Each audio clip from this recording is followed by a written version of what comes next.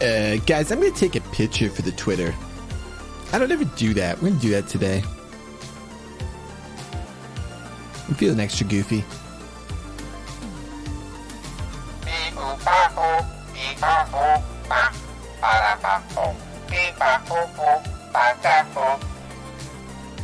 Cute.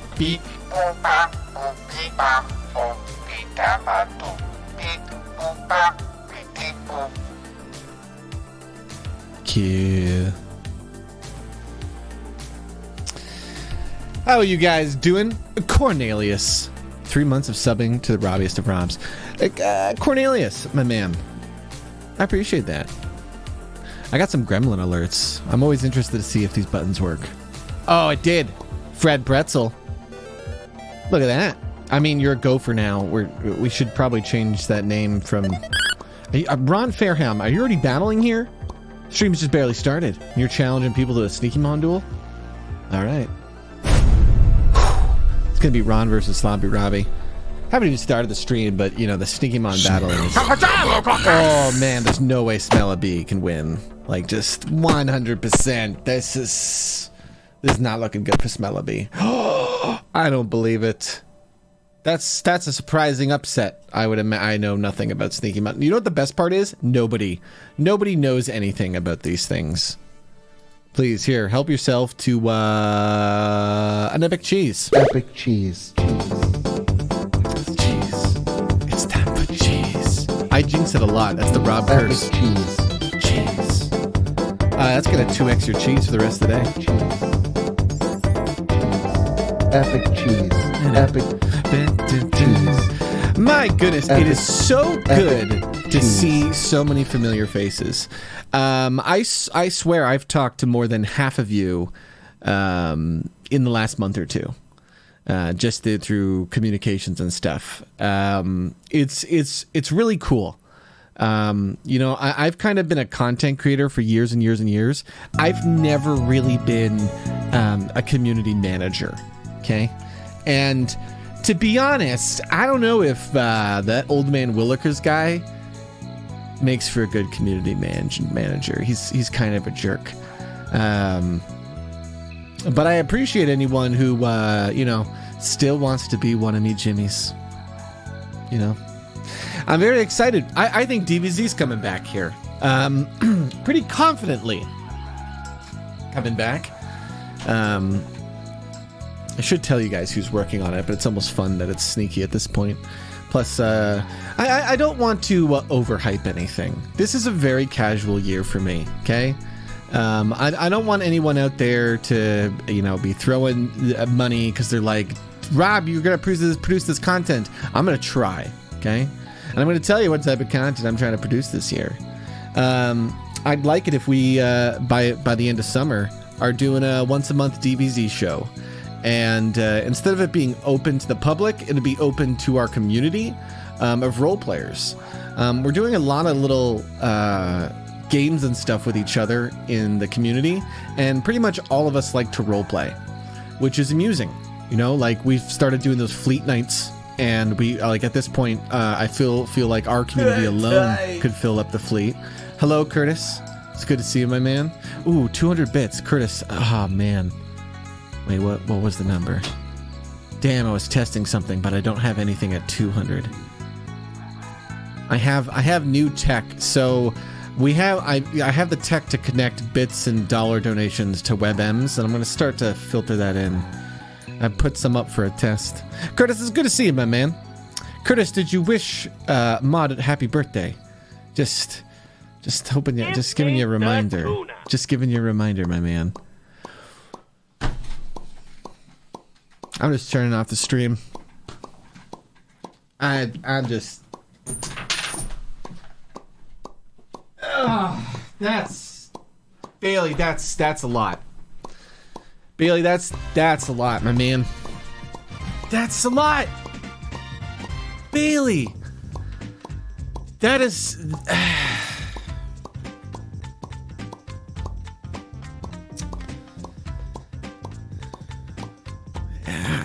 I'm gonna have to roleplay with Bailey more, guys. He's, I told you my rule of love, guys, okay? And I truly believe it. Somebody just gave me a $500 donation at the start of my stream. Bailey, an hour ago, to be perfectly honest with you, bud, I didn't want to stream.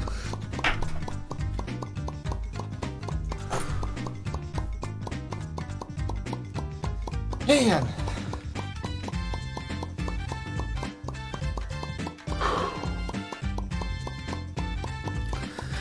That's a lot of gems. There's a maximum limit of 999 gems. I'm pretty sure Bailey's at the goddamn cap.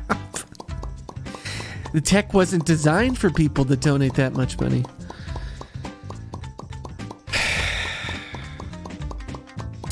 Bailey, I'm truly humbled. That removes so much stress from me. Thanks, my man. That's huge. Bailey is not just a generous guy. He's actually a great role player. He's one of the best people in the crew RP. Sincerely, and I sincerely mean that. The other day, you could have probably saw a little bit on maybe like a Zeely stream. I was feeling I've been super depressed this last week, and I've just been trying to do small things every day because I know it's just like a moment in time. And I was doing this goofy story on the server with Azili and Bailey involving, this guy. I am Robot Man. I was just doing a crime character.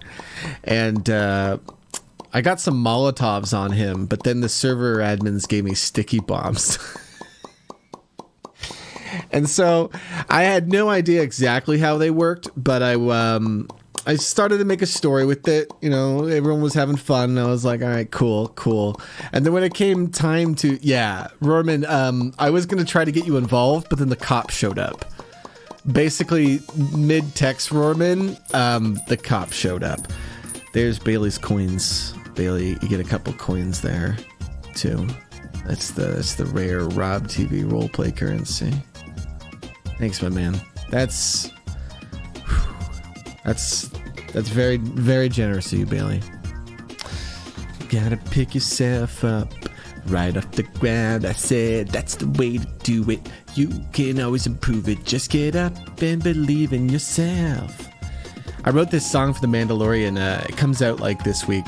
The next few episodes are really good. We've seen most of them on stream, but I really like these little things.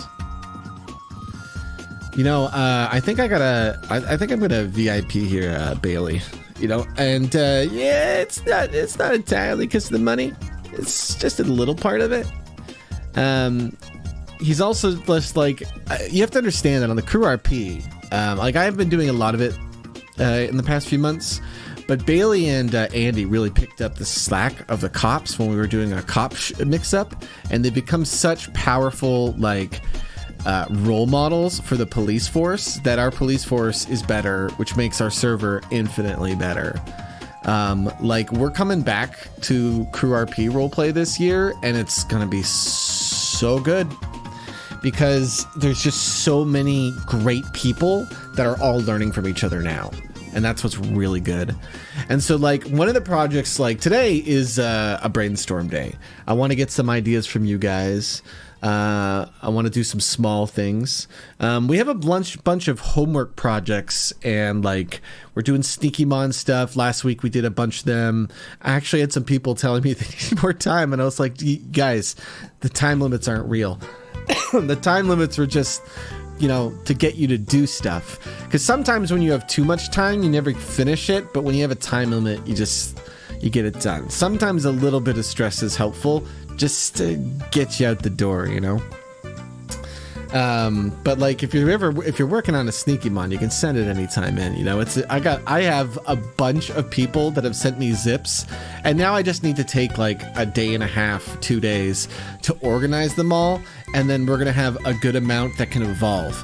No, Juno already has the evolution stuff ready, so at this point it's literally just me, the curator, who has to take a day curating.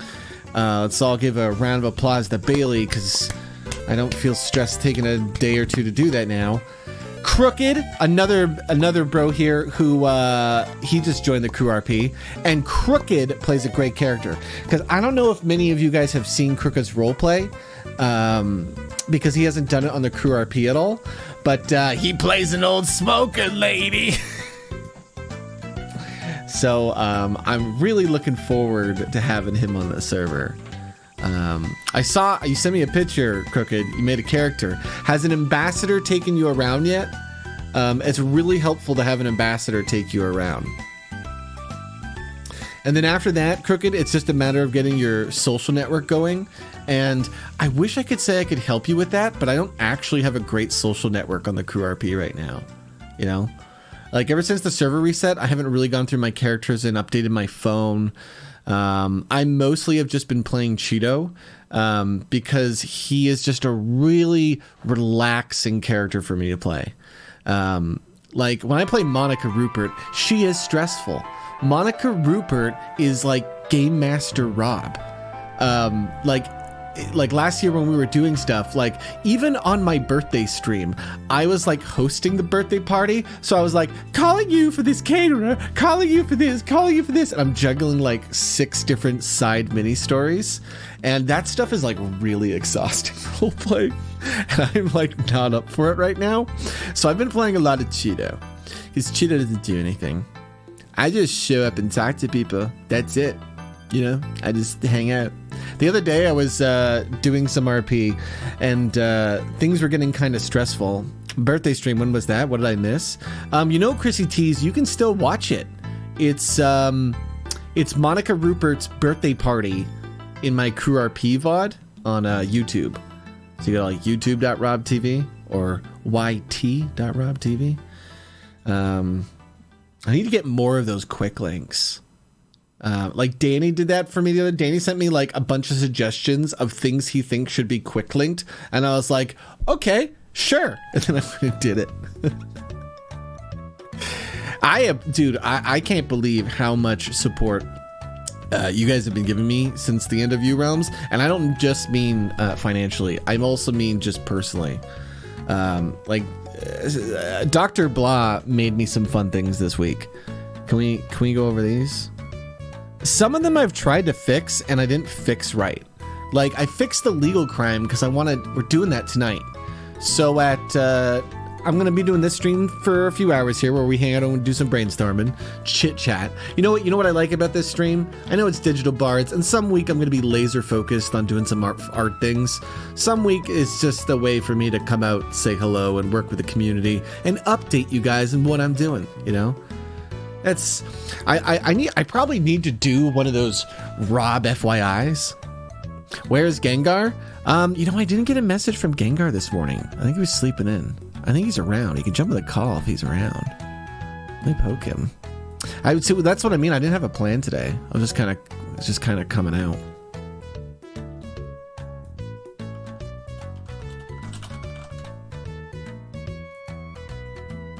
Ben, is there a topic for the brainstorm? There's a few. We're gonna be bouncing around. There's a couple things I want to talk about today. So, no, today is Wednesday, Dark Cloud. Time goes fast. Dark Cloud's been working on something cool. Let me show you guys what Dark Cloud's been working on here. Dark Cloud is trying to help me build the Sneaky Mouse world part of this stream. Spirit Flame Chelsea is good to see you, dear. He's trying to help me build this. So he started making just a little move around. So this is Megan's art, and the idea is this is our Sneaky Mouse house, and this is like what I really want to do. Okay, I'm kind of ruining a little bit of the magic when you see it, but again, this is like the meta stream is where I talk to you guys, right? What I really want to do is create this bit where I kind of jump through the doorway into a portal, and then we're in the cool mouse world. And then in the mouse world, it's a way for Megan to just make tons of cute artwork that's kind of built for the community, if that makes sense. I'm up to season 4 in JoJo Green. And so we want to build this big, vibrant world, and then we want to make it so there's a way for you guys to decide where you are in the world, so that I could go around and like talk to you in the world, and me and Megan could just come and interact. It's just a way to chill with the community. You know, because I'm finding that my favorite types of streams to watch these days are not just the pure content ones. They are the content and the creator ones. You know, like tonight, I'm gonna do content. Tonight, I'm Cheeto Bandito, and I'm a police officer. And here's what I'm doing. Okay, can we get the legal crab? Legal crab? Legal crab. See, it wasn't right. It went black before the thing came. See, it's black again. It didn't do the transparency thing. I gotta get the transparency thing going. But what we're doing tonight is me and Wimley are going on duty, and I've asked Wimley to do this fun thing where every time we do a cop thing, we should go and debrief, where we just talk to the camera and like kind of self-narrate in our character what happened. And then what I'd like to do is take his point of view and my point of view and take those stories and then edit them. So it's like you get the hard ass Wimley cop and dumb Cheeto sidekick, and they're both telling the events of what happened, and then we kind of stitch it together in a very fun cop show. Ursula, my man. I know feeling down sucks, but sometimes like this maybe helps even just a little. Haven't been able to do this for a while, so I felt like doing it again. Much love, Rob. Ursula, my man, you didn't have to do that. Really. I appreciate it so much, though, dude.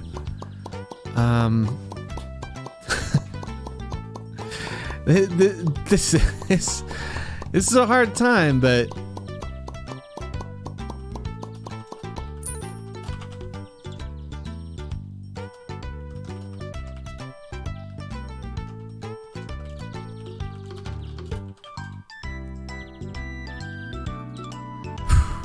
Sorry, I was bedazzled, Ursula. You bedazzled. Guys, you guys are too kind today. You guys are too kind today. Speaking of fun little things the community's done, before I talk about more of this roleplay thing we're doing tonight. And you know what? I'm really excited to do this roleplay thing tonight, because my favorite thing to do for you guys is not actually sit around and collect money. That's kind of a necessity of this job. My favorite thing to do, though, is actually produce content. And it's hard to do that right now because, you know, I'm like in between shows and I got some ideas for shows, but they're going to take time to get developed. They're going to take time to do some training, and there's a lot of grunt work that's going to go into them. So, like, when you guys come out here and you support me in between shows, God, it's the warmest feeling in the world, and it just makes me want to be a better and better person every day. Just trying. But tonight, I get to do what I think is a fun cop show. And Imperial Jedi wants to do it too. And I got to give a shout out to this guy. This guy, he decided to come by and just hang out with me and Megan. We watched just some old movies on the TV the other night.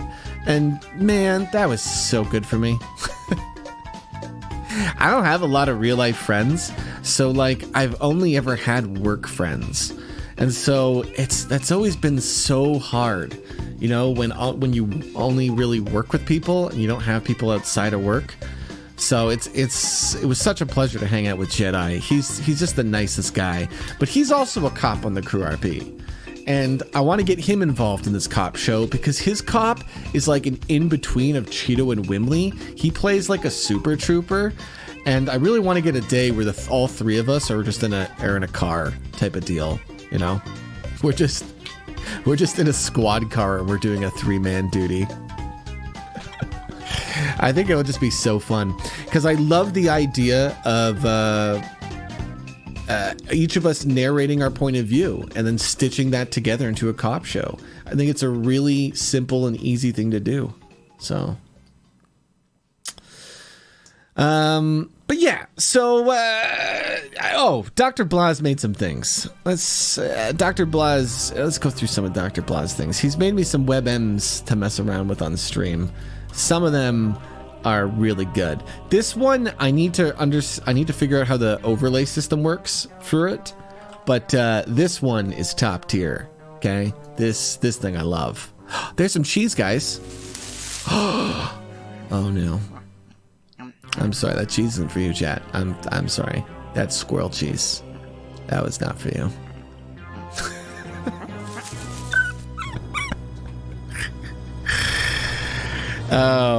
That's a fun one.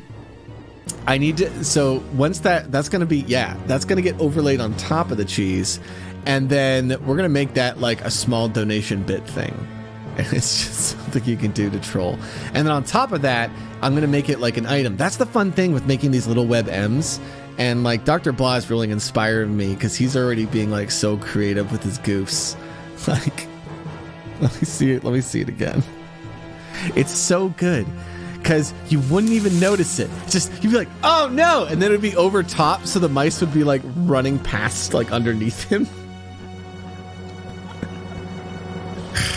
That's so good.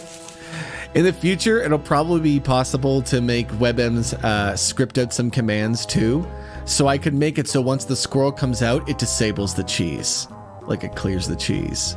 And then what'll be fun is like these don't have to just be like the donation bit triggers, like, you know, alerts that streams would also have. I also want to make them so that they're the items, so that they're random things you guys can acquire, you know, through Rob TV promotions, like supporting on support.rob TV. Oh my goodness, you get some stuff and you're excited, you know.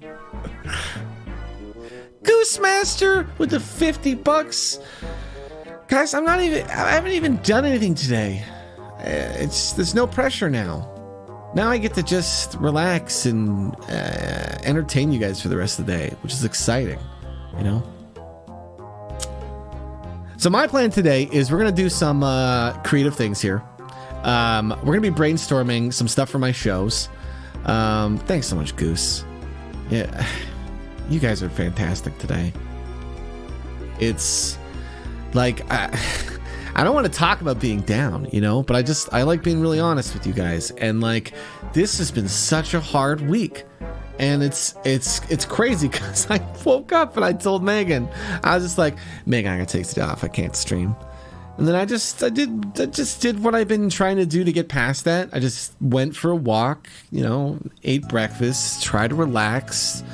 And I was like, man, I don't have stuff ready for digital bards. What am I gonna do today? And I'm like, well, you can prepare for other future digital bards. You can do some brainstorming for some future stuff. You know, we've done that in the past. We did that 1 week, and now we have Sneakymon. Like, we talked about the idea, and now 3 months later, here we are. So it's just one of those things where we got to do some fun stuff. The next big thing we need to do in Sneakymon is we have enough to be like, all right, generation 1. We just need to get the evolutions going. So that like, you guys can kind of do it now, but what you really need is my help of going through and like curating it and being like, here's the ones that need evolutions. And then we can just like assign them out. Just be like, who wants to do it? And then you guys, we'll just get a list, and then it'll just be a big community effort. Let's get the evolutions, bada bing, bada boom. We got our generation set 1 done. Now we can do something else dumb with it, you know? Where's the Sneakymon ROM hacks? See, Slobby, I'm tempted to go figure out how to do it myself, but I'm thinking someone in the community will beat me to it. And all they really need is the art and sounds like in a big zip, right? So that's why we need to get like that generation 1 done and be like, here is our set. Because once we have that, everyone's going to be like, oh, let's do this. What helps with me is working out. My man, I'm with you. I'm all about the walking, dude. Like literally what I will do after stream is go and walk for about an hour minimum, you know? Like I'm a streamer, and the first thing I did was just like get up and do 3,000 steps, and then I was like, I'm gonna do this, and then after this, I'm gonna do lunch. I'm gonna relax with Megan. I'm gonna go get some walk, and it is not a good day to walk. Okay, it is not a good day to walk. I've just realized the importance of it. Like, this is what I posted on Instagram today. This is a cold. Oh, dude, but don't you love it when your hair is like that? I always love it when my hair gets all snowy. It is not a nice day to walk. It is a snowy day, but that is what's keeping me not from curling into a ball and disappearing for a month. That's it. Yo, what's up, Tubby? Like the exercise, you know. That's what that's what people hammered into me, and so I will hammer it into you. That if you are depressed or you are down, then you should exercise. 100%. That's what you do.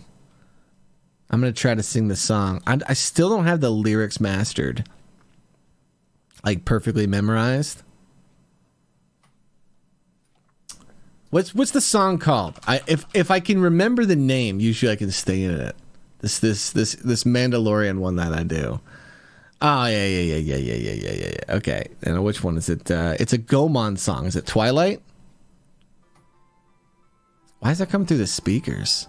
Hey, what's up, Tubby? Tubby, you were a fun streamer, by the way. I'm fully expecting you to become very big on the internet because you're a funny guy. You're a funny guy and you're new. When you're a funny guy and you're new, and you're just streaming to like 30, 50 people in your first year, you're growing, man. I think one of the hardest parts of streaming is getting your voice. You know what I mean? Just getting that voice where you're just comfortable talking. I talk to so many people who are like, I don't like the sound of my voice. Man, that's weird. Like, I understand it, but Bailey's coming out here giving the love to Bio and to Tubby. Zero, my man, with the 13 months. 13 months for 13 years, Zero. That's how long I've been doing this on the internet, you know? Bailey is an amazing person, and I will just hype him forever. He does stream. Go say hello to him. Go seriously. Be warm people in his life. That's what I would want. You know, that is what streaming is all about for me. You know, I've always made the content because I wanted people to appreciate and enjoy the content. That's it. That has been the only reason, you know. The numbers of it, of like trying to make it into a job, that's just the secondary part that's always come to it. Instagram.rob.tv, King Wagman, yeah, or insta.rob.tv I think works too. See, don't you like the links? Now, so one of the things, and I need to get on this because this is when like my mods can start actually having fun, is like this system, dude. Like, I'm so close. I think I was testing it this morning, Dr. Blah, and I'm thinking there's like one more little bug, but I'm so close to being able to make it so we can just make anything that's an exclamation command have a pop-up. And so what we'll do is we'll get like a template for all our streamer friends, and we can literally have like their faces pop out with their stream links and stuff.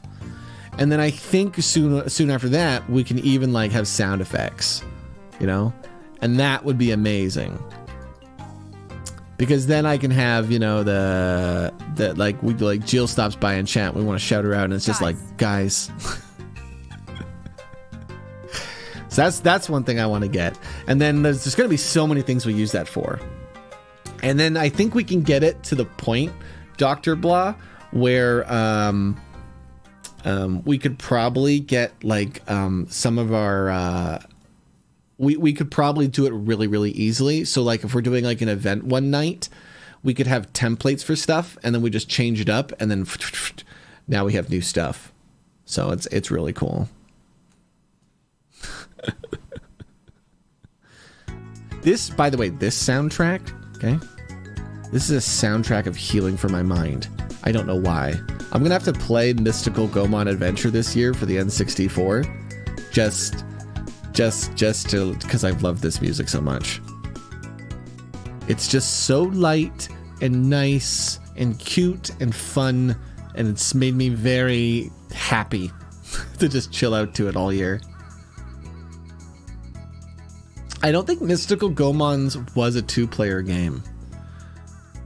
I miss Roman, and like I'm so excited for him to come back and hang out with me and do some fun stuff on stream. Because it feel like we haven't done anything. We got to do one day before Christmas because we did that Christmas 2-player, and we actually played a bunch of games, but I think only one of them was in the Christmas special because the other ones just weren't that fun, and we just cut the rest of the content. Goemon's Great Adventures 2-player, which is Mystical Ninja 2. Oh. I will say, though, that N64 multiplayers are not very good and consistent. Like, we've done it before, and like the amount of times you disconnect is tough. Like, you'd really want to do that properly co-op if you're going to do a 2-player, I think.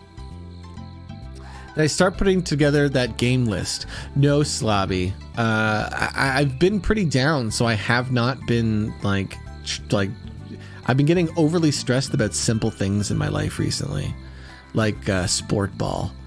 Can you believe that I got kind of stressed out about sport ball? For those of you that don't know, we started a creative project this month called Sport Ball, and we're trying to make a bunch of little mouse clips with some collective assets. You can go to sportsball.robtv if you want to see it. We're making little videos of the mice and the rats playing a sports game. There's no rules at all.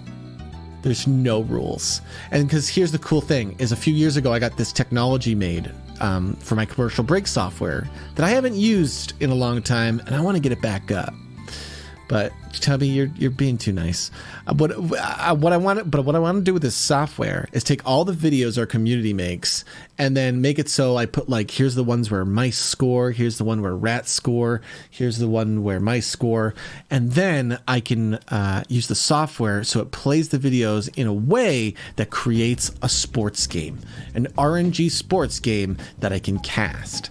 And I want to build a bunch of these little projects because I want to be able to create a nice community show once a month where that's when Bailey spoils me because it's the community show. And I know it's coming and I can be emotionally prepared, and he doesn't just catch me on a Wednesday and I got to switch scenes and grab a Kleenex to tear up. I need to be more prepared for these acts of generosity by my community, and I want to have a community show all about it, you know. And I want it to be mice themed because I don't know, the mice are so cute. I don't know what's put me on this mouse theme, but it's a fun lurking thing, you know. And now that we have Sneakymon and everything, it's such a fun little community thing. And I want to make it so just to let you guys know, I want to make it so we can have a form of this tech and give it out to our community that uses the same servers and everything. So if somebody was streaming and they wanted to have the mouse and spawn a cheese button, they could, and your mouse would come out with the same hat from Rob TV and everything, you know. That's what I would like to do in the future. Now, obviously, you would not be able to give out golden cheeses. Only Mother Mouse can do that, so you would not have that technology. But the idea is I'd like to give like kind of a smaller version of it that's just like if you want to have that community aspect, because it would help some of you guys would hang out. You guys would hang out with each other more. You would. It would make our community even like more tight knit because people would be like, yeah, I mean, I could go watch this other streamer, or I could watch so and so and try to catch Sneakymon. You know, I love that. I love that so much. And so I asked Twitch if we could create a team, and it is Team Sneaky Mice, and it is open to anyone who would like to join it who feels a part of this community. That's it. If you feel like you're a part of this community, welcome aboard. And how do you feel like you feel like you're part of a community? Well, you type Sneaky Mouse in chat. That's why you can, even if you're not a sub, Like, I see Rotarius is out there. Rotarius, I made my channel points as cheap as they could be so you could get that emote every day. I think you get to watch for like 20 minutes, you know? But you don't need the emote. You can obviously just type it out, but emote's easier. I always found the emote to be easier, especially on mobile. I hate typing on my phone. I have fat fingers. Although I bet you guys, see, I wish my autocorrect was smart and like would just, anytime I opened up my Twitch, it was just, it was like the last few things I typed. I need like a better keyboard on my phone. I know they exist in the App Store. I've never spent the time. But no, we have the Sneaky Mouse team for anyone who wants to join. Just send me a message. If you're ever getting into streaming, you know, reach out. Even like if you're brand new. Once you're comfortable and you're like, I would like some friends to stop in, you know. Now, really, me and No Juno one day would like to take this tech and make it so we could probably sell it to people, honestly. But that would be like they could completely customize it. But I don't know where that's like a dream of the future. Right now, it's just something fun and amusing for us, you know. I don't like to go too future planning.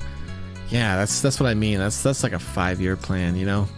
I think I spent way too much time on U-Realms planning for the future. A little bit of that may have helped make it good, but it would have been much easier on me if I didn't do that as much. Yeah, it would be cool in 5 years because putting all the pre-2020 art, that would be really cool. All right, so what are we actually brainstorming today? We've been chilling out for a while, I know. So we are doing this show, and it's, well, the project name is Meme Street, and I would like to start doing this show internally sometime in March here. I really would like to try to start doing the show sometime in March internally, and then maybe doing it on stream come April, May, or honestly June at the latest. It's not a webam, the pocket full of currency one, Dr. Blah. No, I was actually thinking I can go through my Mandalorians and just take the subs and then convert them into little song sings. It's pretty easy to do, you know. You know, I think I'm going to retire the Digital Bards intro, Dr. Blah. I liked it, and I like my song. Show me the money, show me the time. But it's too direct in its messaging. It's such a weird song when you're new to this community, you know. I don't know. No, see, that's Danny's right. I think what we really need is we need to have the Rob TV intro back in this, and we need to just play it every show, regardless of what we're doing. Are we loading it up? Yeah. I was thinking because we've missed the intro a few times, and as much as I like building these shows, I am I get stressed out too much by them, and I really want to make this Wednesday stream never stressful. Okay, because if I do that, it'll make this Wednesday stream better and better and better. You know, as I get more out of my seasonal funk, cool things will happen. Have a good day there, King.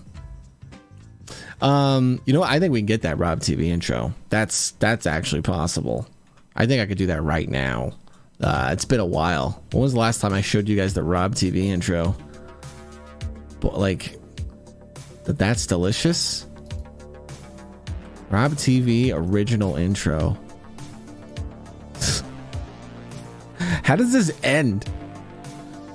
Doesn't this have like a long end stinger too? Is it gonna be stuck on the screen? All right. Well, here let's get it going. We'll just do it this week, and then I guess I gotta clip it better. Maybe it's almost time to update it. No, it's not time to update it yet. There'll be a time when I'm ready to update it. I gotta wait till I got that fire in my belly. You know, your intro, you need to build it from pure passion. You can't just update it because it's time to update it. Nah, you don't update it. People don't like change. You gotta be ready. You gotta be ready. Oh, I dropped a coin. Okay. Here, I'm kind of just half stalling. All right, there we go. It's converting, so we're going to be able to play it in a second. But no, today, one of the first things I want to brainstorm with you, there's a couple things I want to brainstorm. But the first thing I want to do is we're doing this show called Project Meme Street. Oh, Vidku's going to do a little battle for us. Versus Fused Blackblade. Oh, good to see you too, Fused Blackblade. And so the idea with this... Togi Chaka? Had to be Togi Chaka.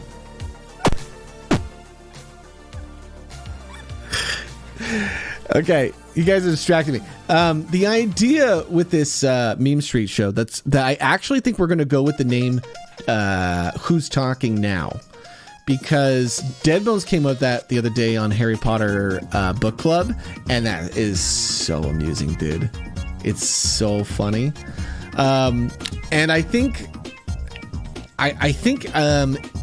it's going to be a really easy, casual show.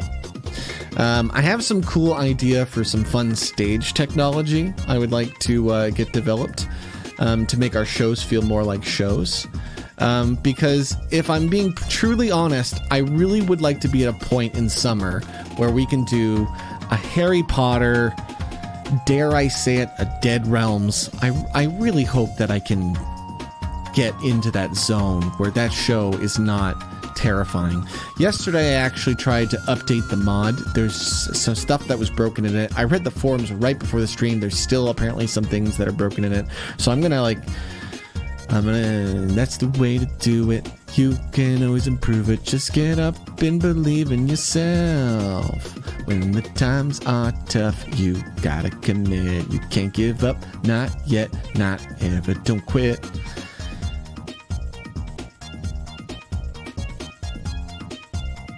Very emotional song to me.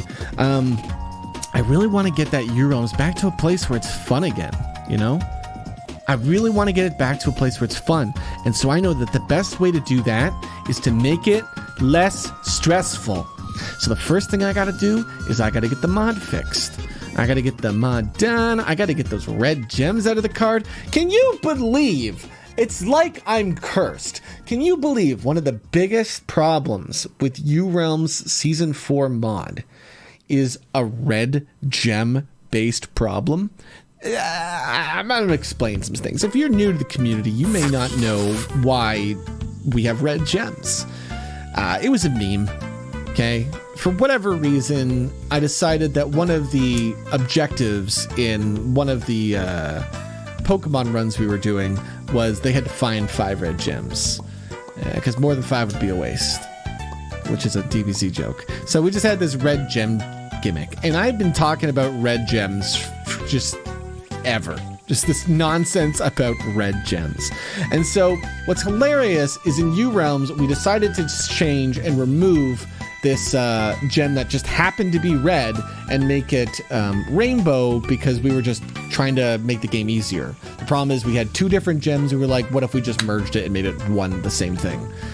But when I updated the cards, for whatever reason, half the cards had rainbow gems and half the cards have red gems.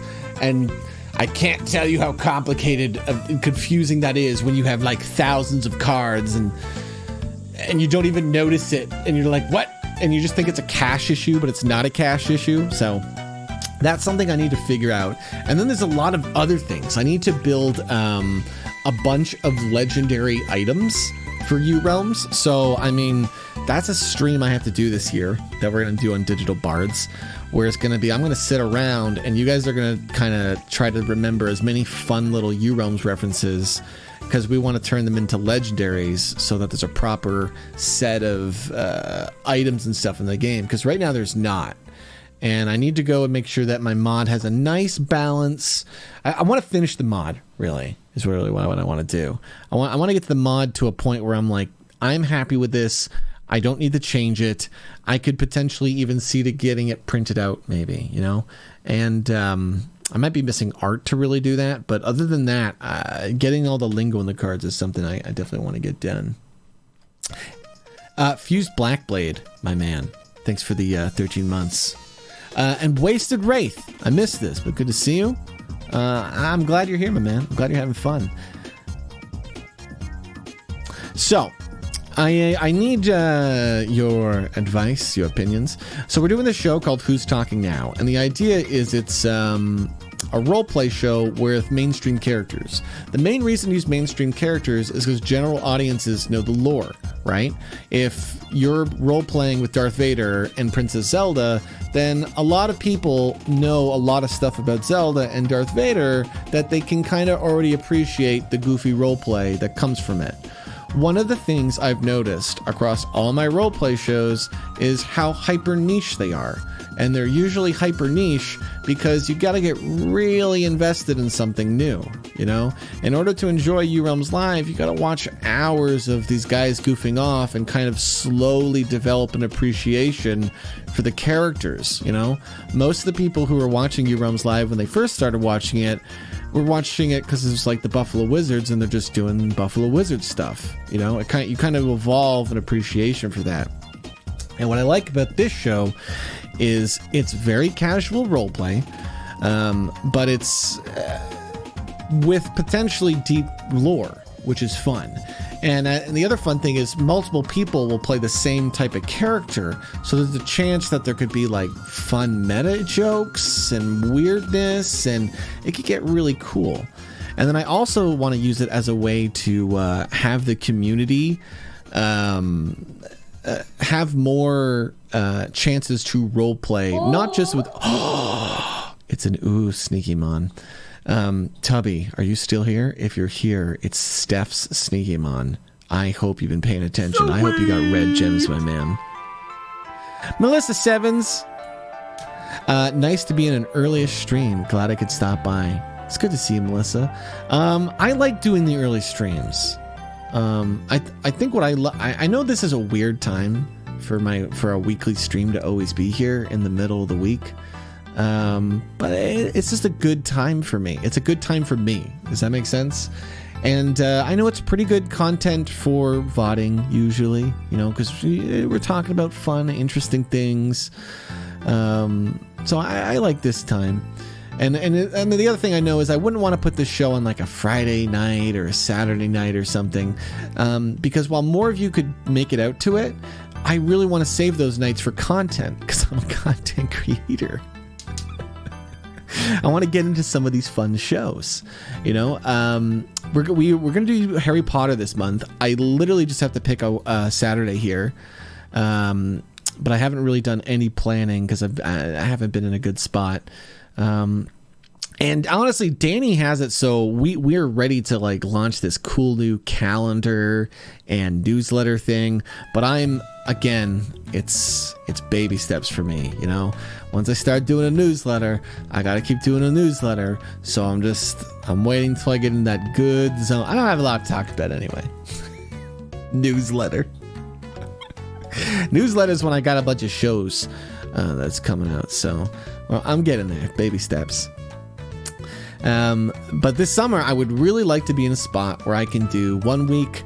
I'm doing the Harry Potter book club show. The next week, we're doing this Who's Talking Now, this role-play workshop with mainstream characters, and then potentially a Dead Realms. Maybe not every month, but I'd like to try to get at least one in the summer, you know. So I'm going to try to get the mod to a nice place and then do something fun with it, you know. Maybe I can like write up my campaign really well so I can like give it out too. That'd be cool. Looking good. Have I lost weight? I don't know. Honestly, I don't have a scale right now. The scale ran out of batteries, and who buys batteries for your scale? I've been exercising. I've been dieting a bit. Yeah, I really started to feel my age last year, and so like I've been trying to just get to a better place. You replaced the batteries? Crap. Tell you how much. Hold on.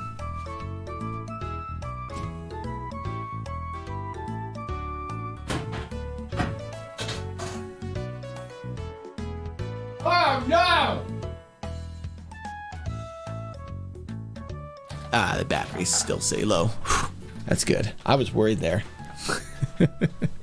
How tall am I? I'm 6 foot. I am 6 foot, my man. People say I look taller. It is literally the flowers. Like, you see these flowers? Oh, man, when I pull up the Monica Ruperts. Oh, how far is the intro? I think it is ready, Danny. It is ready. Here, I'll get you. You guys want to? We're going to watch the intro. Is there anybody in chat who hasn't seen the intro to the original Rob TV that we used to do? I'm trying to find a way to bring that. I'd like that to be a Friday night show. Slobby Robbie hasn't seen it. Lowro hasn't seen it. Oh, boy. Oh, boy. Okay. Well, you guys are in for a treat. Rob is very tall. I'm 6 foot. I meet lots of people taller than me, guys. Lots of them. Okay, here we go. This is my kind of fun. Yeah! Here we go again, it's me, your bud, Mr. Robert Moran. I'm here to stream, I'm ready to meme, and I wrote a meta song with a disco theme about all you nerds who could be my boss. If you give me the money, I'll serve up the sauce. So pick your poison, I'll make anything fun. I'm the fresh man-sized tasty cinnamon bun. Danger!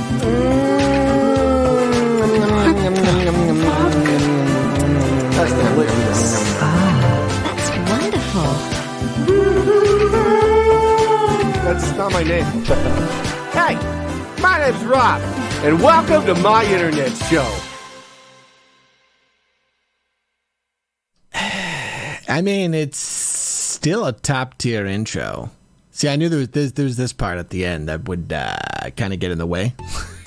Needs a proper fade or something. Curtis, you've seen that intro, right? See this flower crown. This makes me look taller. This looks me taller. This is my favorite one simply because of the colors. It's just purely because of the colors. I miss Radical Heights too. Dr. Blah. Here's this one, by the way. Video, and this isn't one Dr. Blah made. It's called sidetrack.webm. And if he does it, this happens. It's so cruel. I won't even notice this happen. This is just to let you guys meme on me when I go. So here's the thing: is every time we make one of these WebMs, theoretically, it will soon become an item in your Rob TV inventory. It's true. And then it's just the type of thing where I can reward it for supporting, and I can also then do fun things like reward you for exercising. I would love that. I would love that if, once a week I could give you a quest, and the quest was to walk a certain amount, and then you go and do it, and you earn an item or a sneaky mon or a bag of gems or something, That'd be cool. Now, this entire thing is a tangent because we're supposed to be brainstorming today, but we don't really do that. We don't ever do what we're supposed to do on Digital Bards. That's ideal, I think. I think an ideal Digital Bard stream is when Rob comes out here with a plan and it takes us hours to get to the plan. Because if I ever just got right to the plan, I think that's like a 20-minute show. I don't come out here with a lot. Yeah, Jimmy, so I would like to make it so the extension at the bottom of the page is an app. And we'll get to that once we kind of make it so the extension works, right? Once we're happy with the extension and all the features, then we would like to turn it into an app. And then once it's an app, I would like to promote you exercising. Because that's the fun thing. If you're a member of this community, then you're probably going to care about some of the nonsense we do here. You're going to care about collecting the cheese and the gems. And you know what? I'll do you guys a better. Have a pizza cheese. I want to make it so you care about that a little bit more. And the thing is, if I want to make you care about it that a bit more, maybe I can better your lives. Because, my favorite thing is I loved Pokemon. I love the Pokemon brand so much that when Pokemon Go came out, even though it was super buggy, it wasn't great, just the concept of exercising to catch virtual Pokemon, just like in the game world, was so fun to me that I couldn't believe how much I enjoyed that exercise.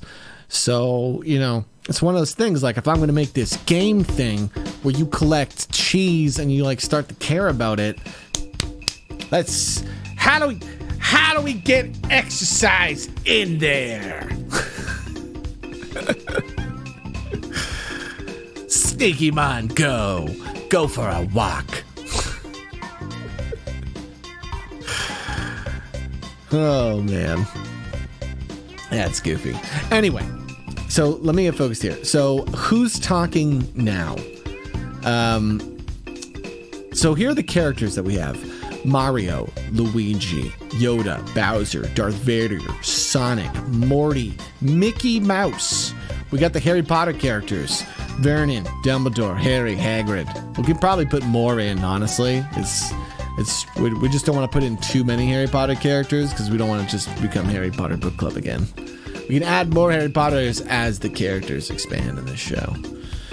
And so what I'm going to do is sometime in March, I'm going to start to get Flutter April. Good to see you. I'm going to start to get people in our community trained in the tech. We should add Draco. We should.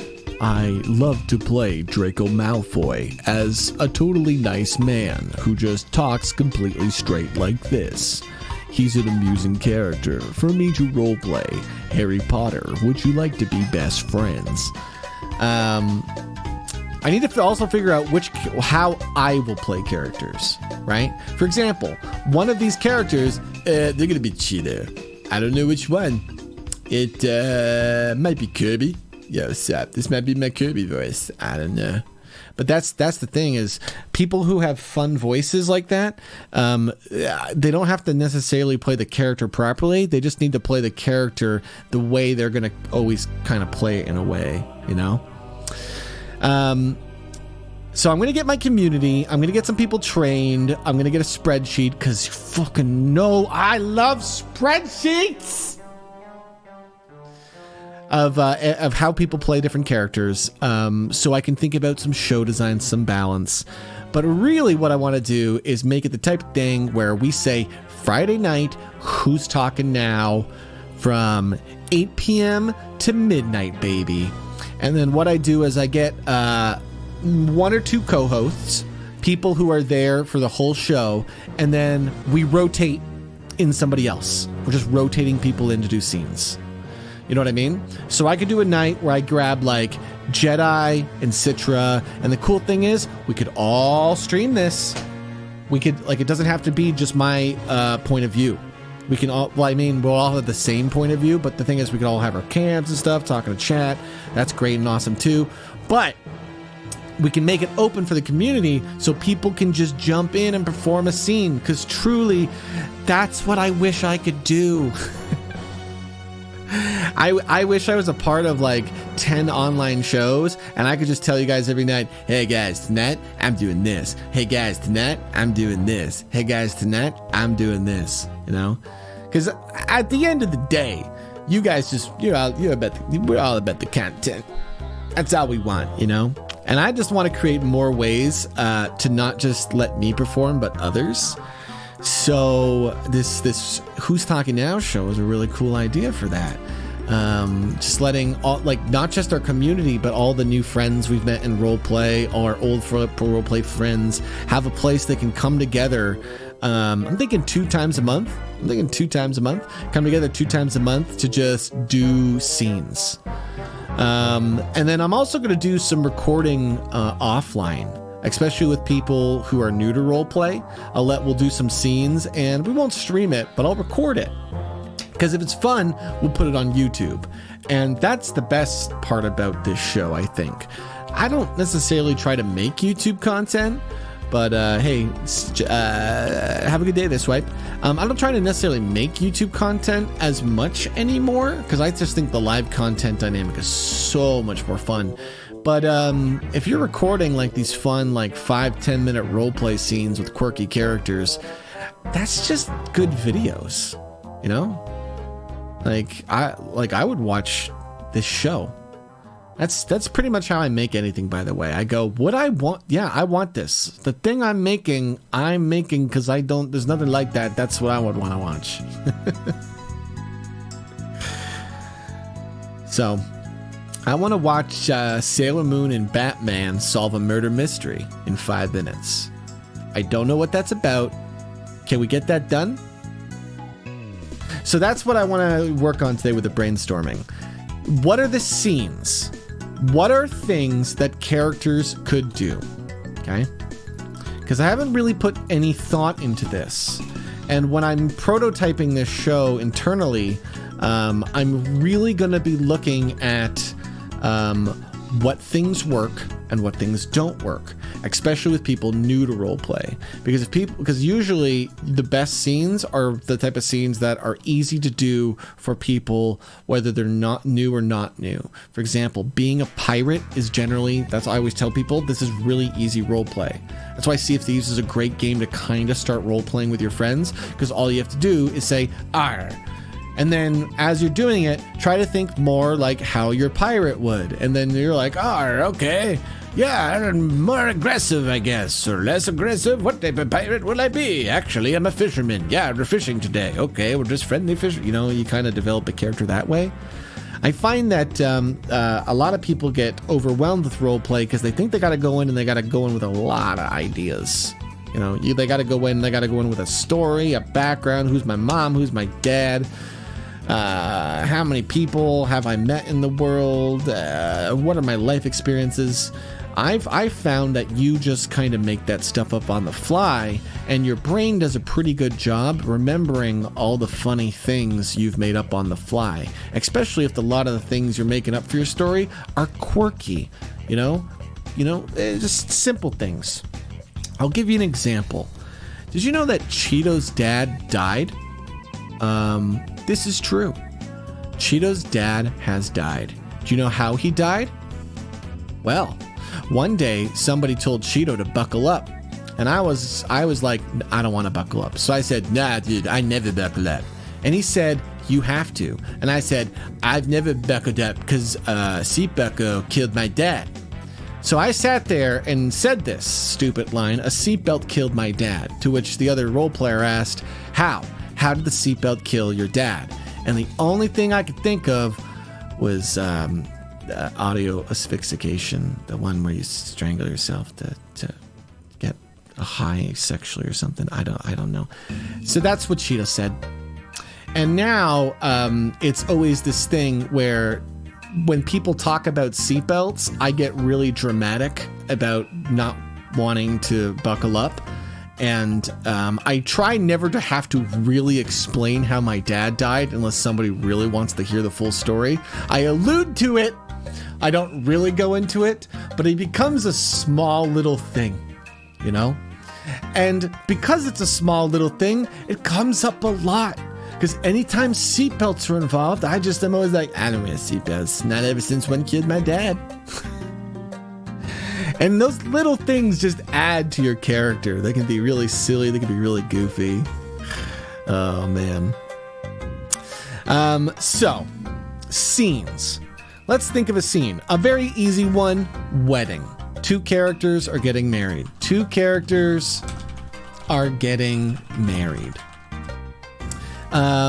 Let's think. Well, I think when we think of scenes, we should also think of some modifiers. So before you guys start throwing scenes at me, let's think of some modifiers, okay? 2 characters are getting married, and then something happens. What's the "and then something happens"? A 3rd character comes to interrupt the wedding, I would imagine. Third character comes to interrupt. Low gravity. Okay, so how do you roleplay low gravity in Puppa Pals? That's a hard one. We have to be really careful to not come up with ideas that would be too hard. You have to really think, how would you roleplay this? Because if your brain goes, "Oh, that's too hard," then it's probably too hard. On fire. So on fire isn't bad, but if you're on fire, your scene's going to end very quickly. Like, 2 characters are getting married, but they're burning. The priest gets assassinated. You know, if there's two characters getting married, then it's actually a fourth character because you got the sermon there. Eh? A portal opens. You guys are very adventurous with your ideas. Okay. Let's not think of the modifiers too much, because the modifiers get kind of a random sneaky mon appears. That's too meta. That's too meta. Let's think first. Let's get some proper thinking music. You know, let's get the best thinking music that I think exists. It's a wee shop.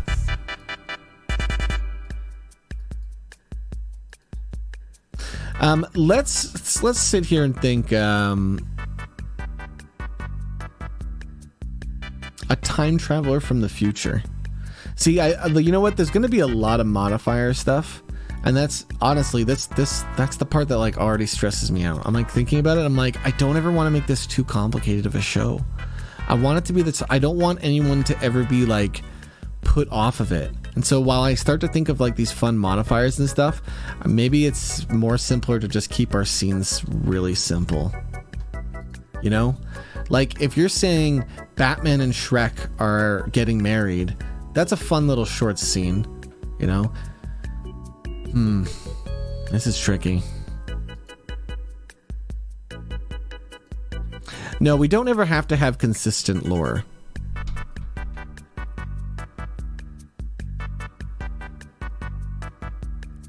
So I'll tell you how. I have a stage system, the idea for our shows that I want to do, where it allows for some seats to be here and maybe some seats up here, and then, you know, a booth for Bailey, who will spoil us, and other people who want to sit in the booth that day and really support a show.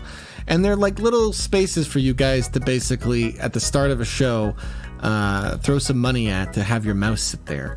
And then what would be cool is that if you did like emotes and chat and stuff, your mouse would do them.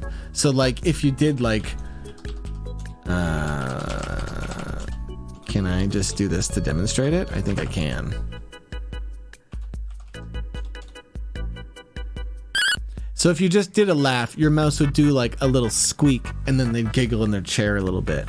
You know, I would really like that, because it would basically let people, you know, get to like just be like little mice in the audience and reacting, and I think would be very fun and cute. And I want to build that for Harry Potter. Ideally, I'd like to make it for the final Harry Potter stream we do at the end of the year. Hey, I would love to see, well, not at the end of the year, in the summer, when we do the 20-hour long like marathon. I would love that. Rob won't get off the screen. Rob, get out of here. There you go. Sometimes just normal guest doesn't do it. I have to guess my name. I have to type exclamation guest my name to get him off. The scene gets raided by the police. Yeah, so there's a lot of... I don't think we should start with the modifiers. I think what we need to... Because that's not going to matter. I need to think of fun roleplay prompts I can give 2 or 3 people to roleplay a scene. You know? Like, so of the married one, 2 characters are getting married, and a third one comes in to proclaim their love. And the reason why is because if you think about it, this scene plays out the way you want it to play out, right? Generally, you have 2 characters about to get married. You got the minister character, and then at some point, that third character comes in and interrupts the whole process. You know. I don't want to get too much audience interaction in this show. I know. You'd be like, but Rob, why not? And it's because I don't want to overwhelm the people on it. I want to keep it more accessible than turning it into this crazy audience controls the show thing. I think there's things we can do to eventually bring audience participation in. Like, for example, picking the next scene. you know? However, I don't think they can ever pick characters. Why? Because my actors only have so many characters, and I would rather them come out and play whatever character they want to play. Here's what I mean. It's very easy for me to play Cheeto. Yeah, I come out and play Cheeto whenever I want. Very comfortable character. But if you wanted me to play a character that is a little trickier for me to do or something, you know, it's wouldn't be one that I'd always be up to do. And so I'm thinking like, yeah, but let's say there was a show like this and I wanted to participate. There'd be days when I wouldn't want to jump in because I'm like, I can't do that character. I don't want the audience to pick it for me, you know? Two people are sitting next to each other on an airplane. The flight attendants come by and there's one bag of pretzels left. This is a great idea. Let's give it up to Biomart.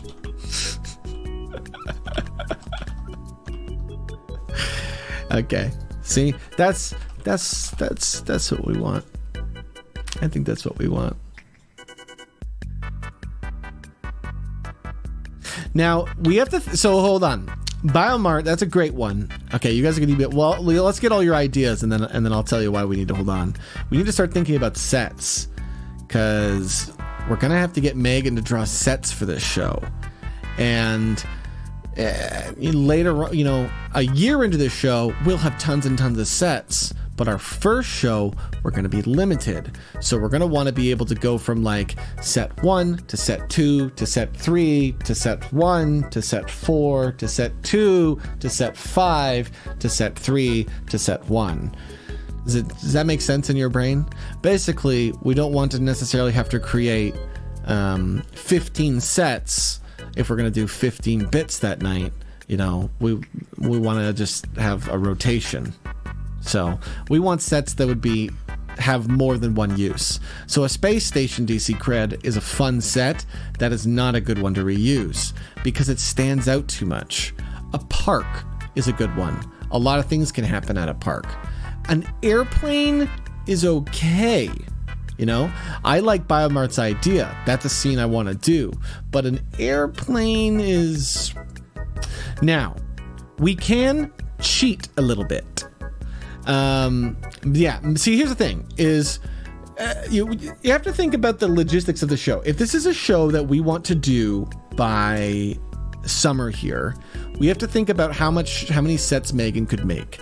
And the thing is, for the first show, Megan might only have time to make 5 sets. You know, it depends when we're doing it, because I think it's going to be more important to get a lot of characters, because ideally you'd really want to have done tons and tons of different characters if you can, you know.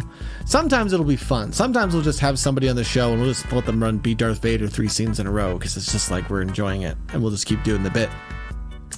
But I think there's going to be some times when we want to like really rotate through the characters, and that's what I've been having Megan focus on, and she's done a bunch of those, eh?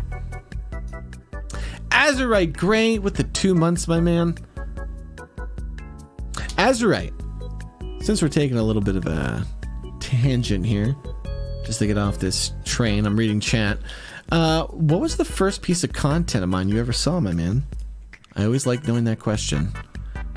It is my best way to like connect your username in my brain, I find, is when I can start to remember where you guys all come from. By the way, sometimes I ask you guys this question multiple times because what happens is you have different usernames on different platforms, or I'm just not clever. I'm sorry. I did that to someone the other day and I was like, that's right. I remember this. Magikarp used Splash. That is so amusing.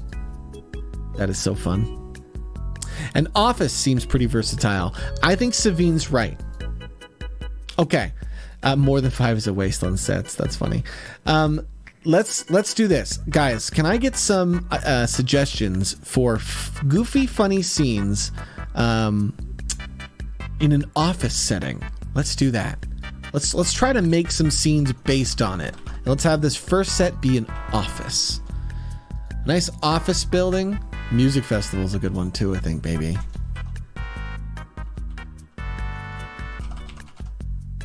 Let's think of some fun scenes. So I'm going to think of one.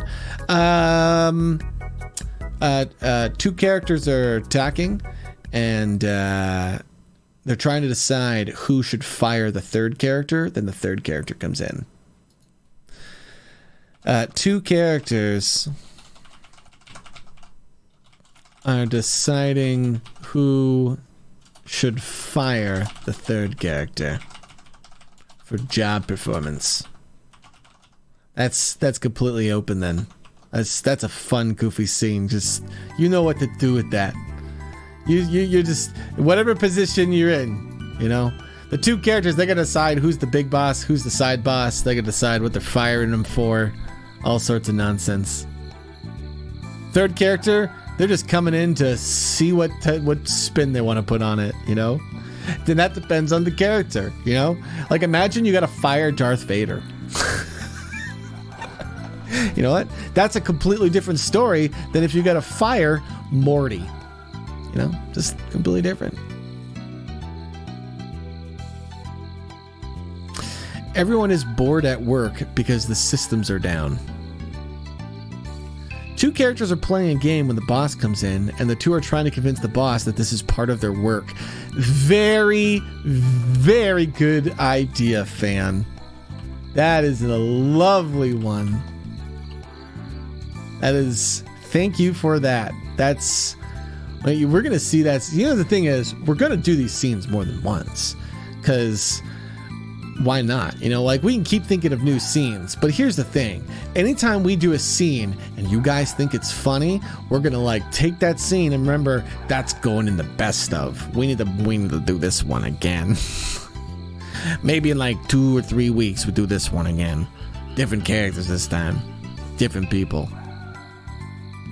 A bigwig CEO is coming in and 2-1 have to give them a tour of the goods. Oh, a bit. Okay, I understand. Like, so, okay, they got to get, okay, a tour. Yeah, that's a good one too. Sorry, the wording was tricking me up. Raziel says a bedroom or a kitchen might be versatile. A kitchen, maybe. So the nice thing is we've done Harry Potter book club. So I feel like we can cherry pick a few of the Harry Potter book club backgrounds to use in this show. So they have like a sitcom living room, right? They have a kitchen, right? Or maybe that's the same part. Well, I'm gonna have to go through all of Megan's art here. Let me make a note. Go through Harry Potter backgrounds, because then I can come back and we can think about this more another day. Flea says a worker gets off the phone and turns to the other to explain there's a date last night, but the story constantly gets interrupted by a dumb phone calls. Oh, like somebody keeps calling in. You got to be careful on the interrupting roleplay. You don't want it to be consistent. Because you want to leave, you don't want these scenes to be too one-dimensional, if that makes sense. We want to create something where there's almost an idea of a bit, or something that's an obvious bit to do if you want. We don't necessarily want to create a scene that is the bit. I think, anyway. Because I think then there's nothing to role play if you just know what you're doing. Then you're just kind of doing the thing, you know. You really want to lean on people's creativity, I find, in role play, because people's creativity leads to unexpected results, and I find that's how we get all the best stuff. If all we do is tell people to do very specific scenes, then we're never going to get anything new, I think. So we got to be careful on that. Two people are dating, but it is company policy that coworkers are not allowed to date. All right, Jack, this is a good one. Nah. Okay, so I'm going to tell you this right now, guys. Any of the ones that are kind of based on like love and relationships are probably going to be really funny given the randomness of the characters, right? Like, imagine this scene, right, that was just suggested. Two people are dating, but it's company policy that they don't date. Imagine if the two people are dating are like, I don't know, Sonic the Hedgehog and Mickey Mouse. It's just a weird scene. It's just a weird scenes. Mario and Luigi? Oh boy. That's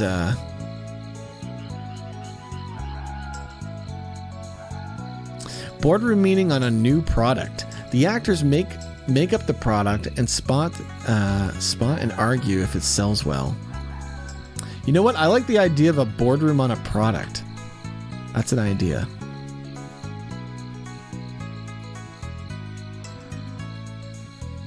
A fake product? That sounds like that Jackbox game, and that Jackbox game is almost good. Every time I play that game, I find like it's too we have too many little problems that kind of ruin it. Like it like turns on auto mode and stuff, and like people miss the presentation, and it's just like oof. It also is not it's not a great one that works on the stream very well. Two characters are working on a chemical experiment and they spilled on the third. I like that because that allows that person to like change character or do anything. That's an interesting one. That's a good one, my man. These are neat ideas. MC Gara, a character can't open his school locker and calls another for help. Then the two go pick the locker only to find out it was a different character's locker, and he gets mad about it. See, MC Gara, I think that's too specific. It's too wordy. Like, you know what the scene would be? Two characters are breaking into a locker. That's it.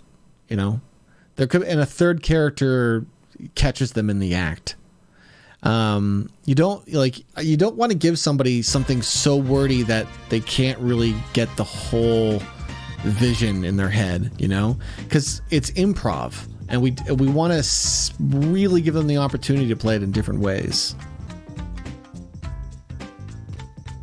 Two firefighters need to save a third from a burning building. So this is another really specific one, Mr. Buddy, because we're not necessarily going to make costumes, not right away, for every single character. So you know what I mean? It's a little tricky. Yeah, let's get a hat sale up here.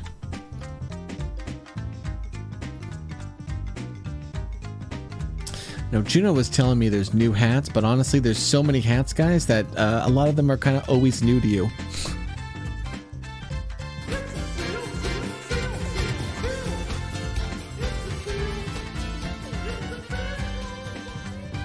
Yeah, but this so it's not that this fireman scene is bad. I don't want you to think that it's not a good scene. It's that it's way too specific. First off, we have to have a background with a fire. We have to have the fire helmets for the fire characters. And then ultimately, what are we getting out of it? We're getting a rescue, you know? You could get the same type of scene with something like a cliff, if that makes sense. One person's falling off a cliff, and the two other people have to grab them. You know, you get this other type of scene, like you're in a park and one character's having a heart attack, if that makes sense. So the thing to think about the most here is that this is a brand new show, so we're not going to have... Here's the thing, like U-Realms Live, my god, Megan has like pages and pages and pages of props. Like when we do Dead Realms, we'll never have to really do extra art unless somebody needs something hyper specific, because there's just so much to use. It's fantastic.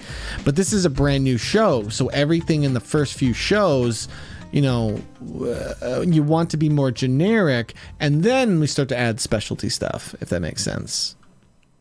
There are other umbrellas. What do we got? That was the normal one. Here's a cheese one for you guys.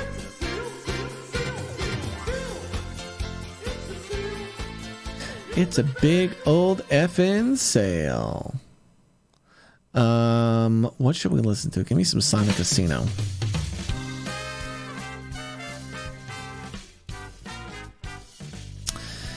Yeah, we've been talking for a while, guys. Give me a second. I'm just going to stretch my legs. Enjoy this, and I'll spawn a cheese in a second for you. Think about these scenes, though. Think about it in your head. Think about some scenes. I'm really excited. I think this is going to be one of our best shows we've ever created, because it's a way to role play with everyone in the community casually. So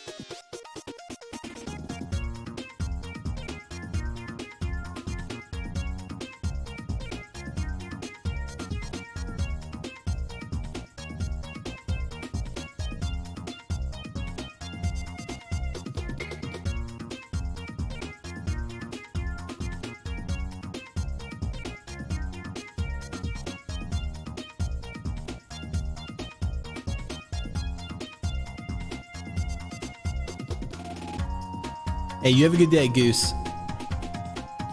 I know some of you guys gonna be probably taking off. Ugh. I have something fun to show you in a second.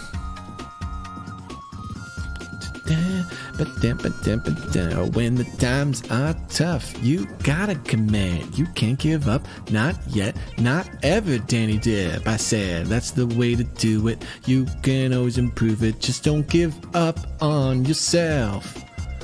When the times are tough, you gotta command. You can't give up. Not yet, not ever, don't quit. All right, I want to show you guys something cool.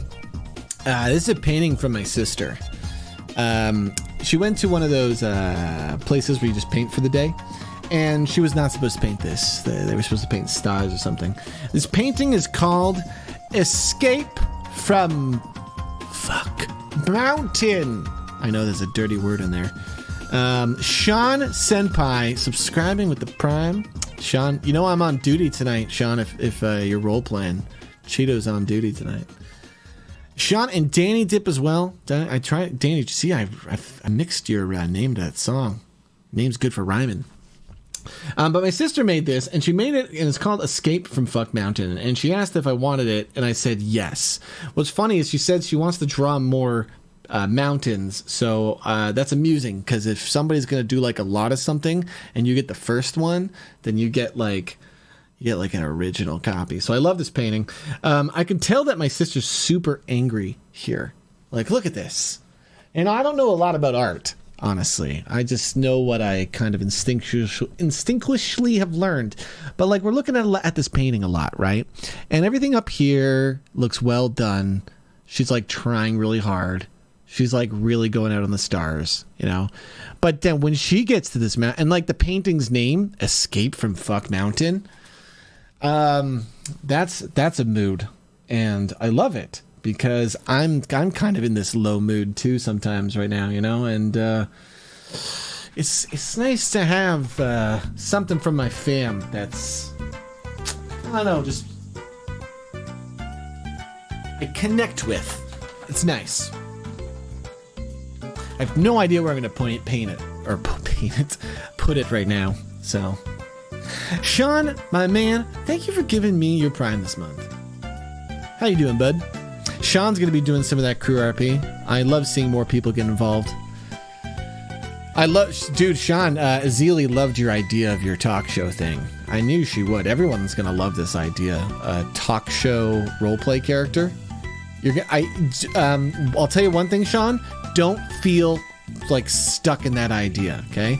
Like, if you get in the server and there's other fun opportunities, always just make that something you could do. Monica Rupert's goal was to start a dance school, okay? She became a billionaire mafioso, okay? I don't know how. I was trying to start a dance school and like fail at multi-level marketing, but that's just not how it happened.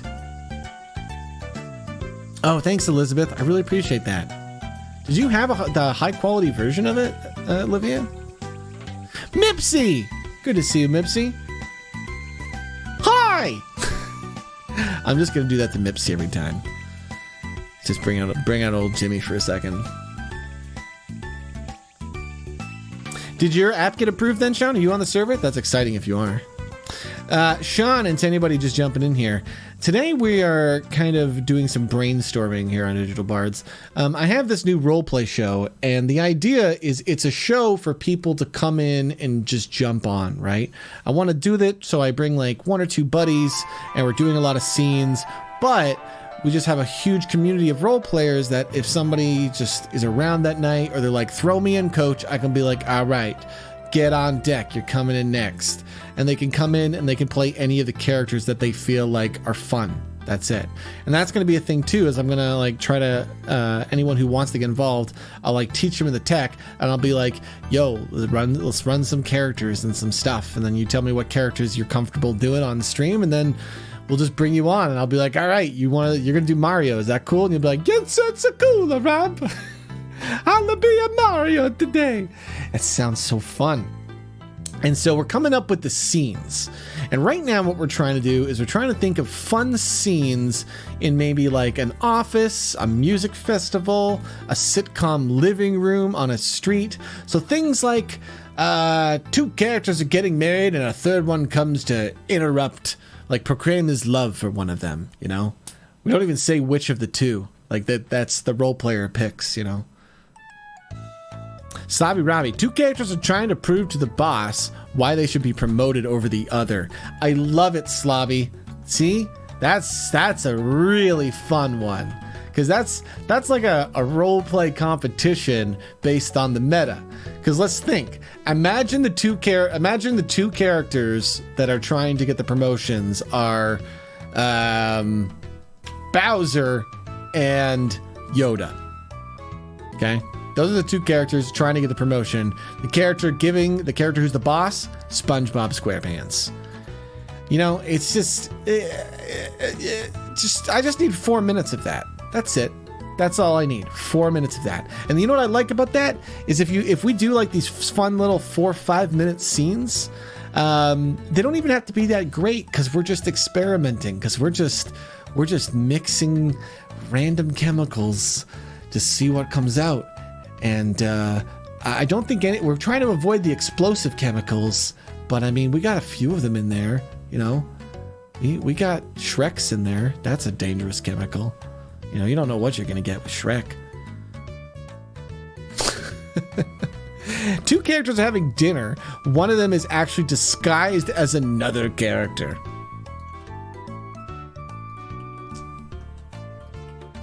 I think it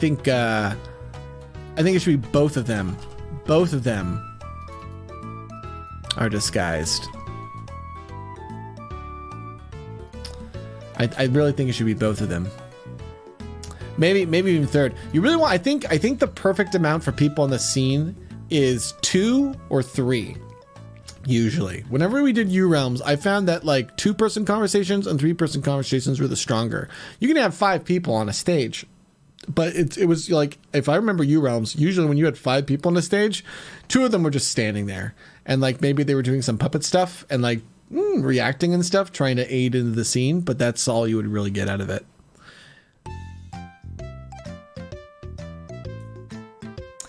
Sometimes it would work though, if it's like a question thing.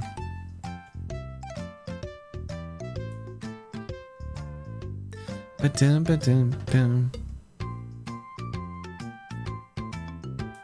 2 undercover cops are trying to find material to arrest the other. 2 characters are trying to prove the boss. 1 character is interviewing another character about a new show. Okay, an interview. Well, speaking of interviews, this is what Sean's doing. Yeah. There should be late night. There should be a late night talk show host one. Because then it's always a different late night talk show host.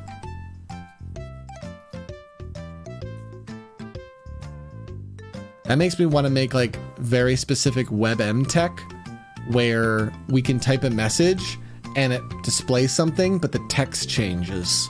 You know what I mean? Because then we could have bits for all these scenes. And then it's like, well, you know what? The talk show host idea is a really good one for just like those 4-minute scenes. Because then it's like, whoever the talk show host is, it's a completely different talk show. Bowser, Darth Vader, Zelda, Mario. It's just different, man. Elsa. Obi-Wan Kenobi. Batman. It's just a different talk show every time. And they're interviewing the other character. That's so funny. Oh, do we do a Jerry Springer style one? Who's the father?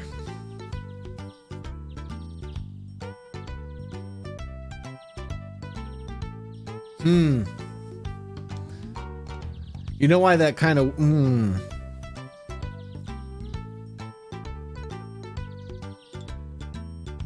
Oh god, guys, you could take, because I mean, basically Jerry Springer was just bits pretending to be real life, you know?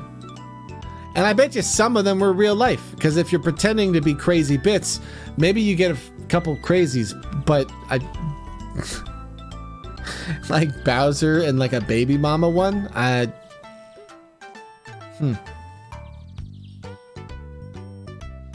MTV Cribs. So see, now we're going a whole new direction. See, this is why brainstorming is fun. You guys are making me think about something. Now you guys we're trying to parody like any show. Like, is that what we should be doing for scenes? Should we go through what type of shows should we parody? Okay. Let's write a list of things. Law and Order. Our crime show.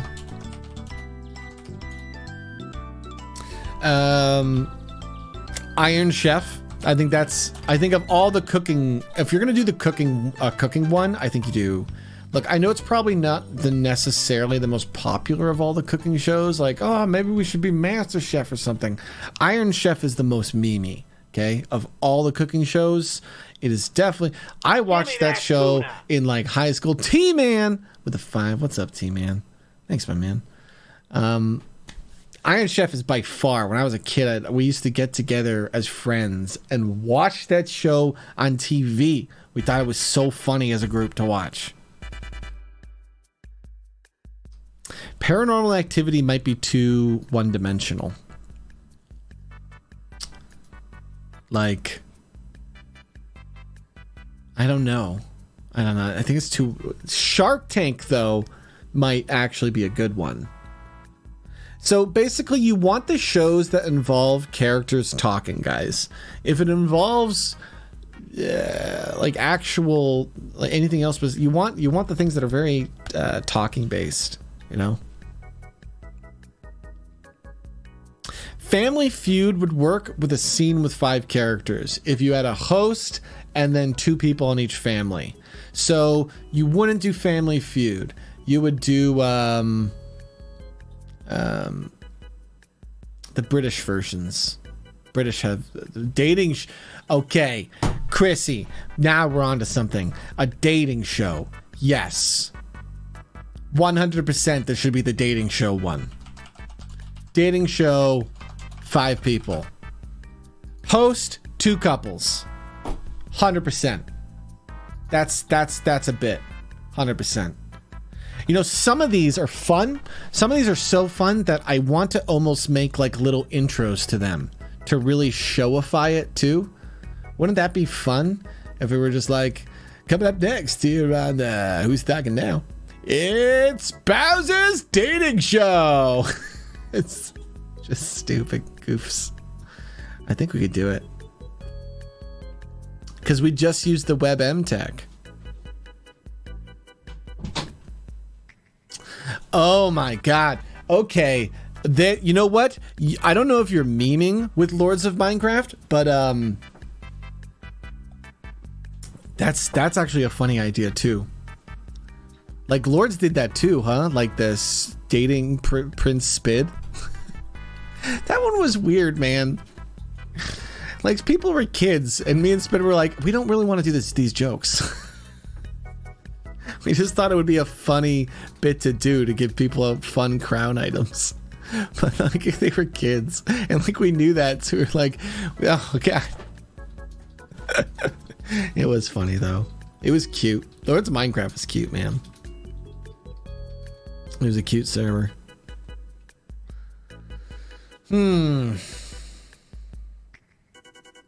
Extreme Home Makeover. So that Extreme Home Makeover requires Megan. It requires like us changing the set to another set. So it's like a very specific bit for Megan.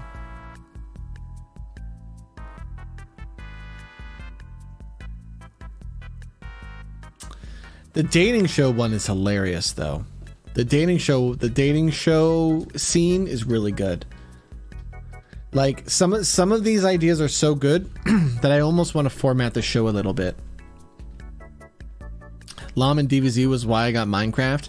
My man, I appreciate that. I appreciate that was the reason. That's so cool. Do you guys have a Dragon Den type? Pitching a new product business people. So we have like a scene that's kind of like that. Yeah.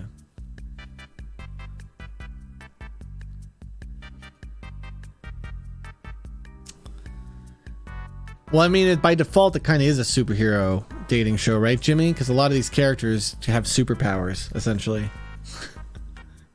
Can you imagine, like, one of the couples is like SpongeBob and Optimus Prime?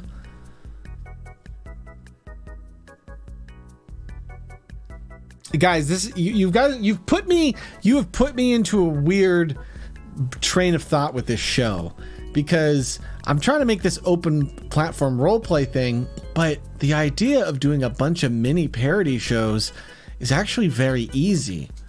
So there's a lot of fun things we could do.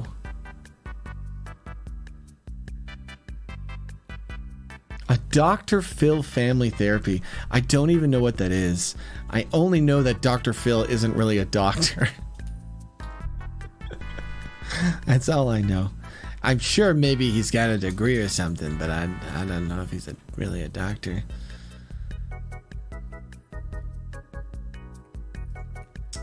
Two characters look at plot holes of a third character's story and try to fix them using plot holes of their own stories.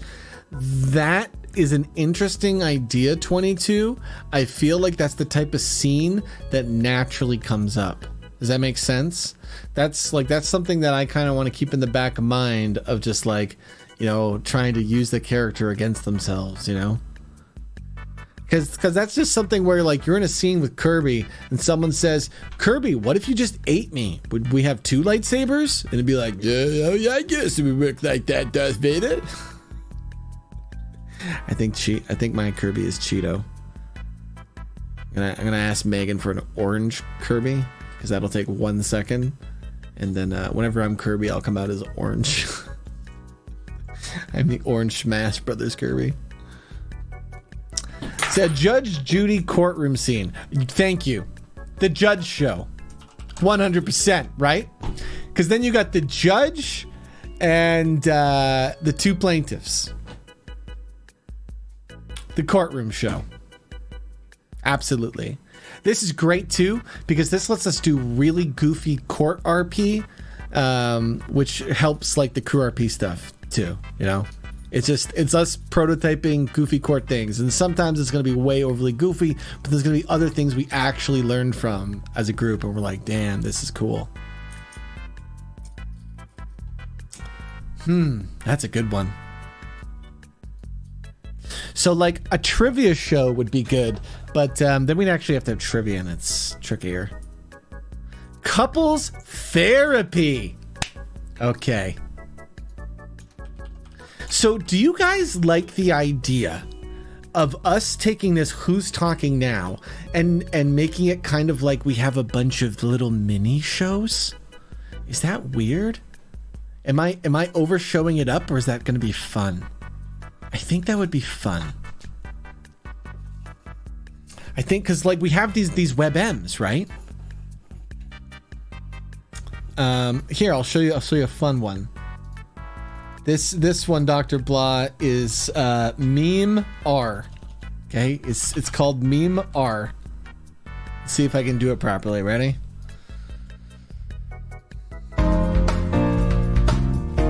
Sweet.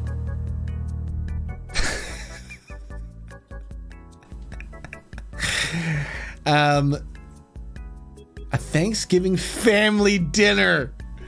Oh my God, Bailey. You know that's a good 5-person scene.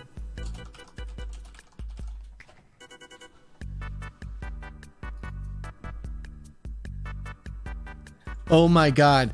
We could do some really fun stuff. No, I don't think we would do I don't think we would want to lean into racist stuff.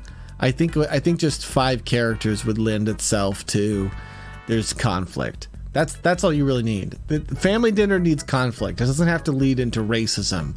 That's just a lot of people's Thanksgivings right now. No, it can just lead into just family conflict.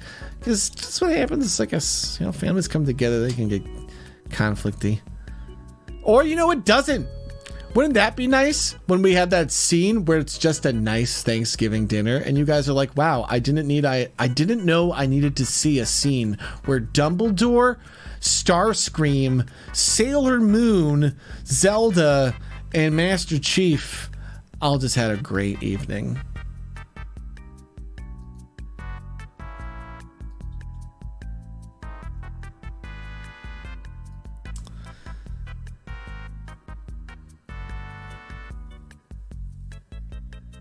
A hospital scene.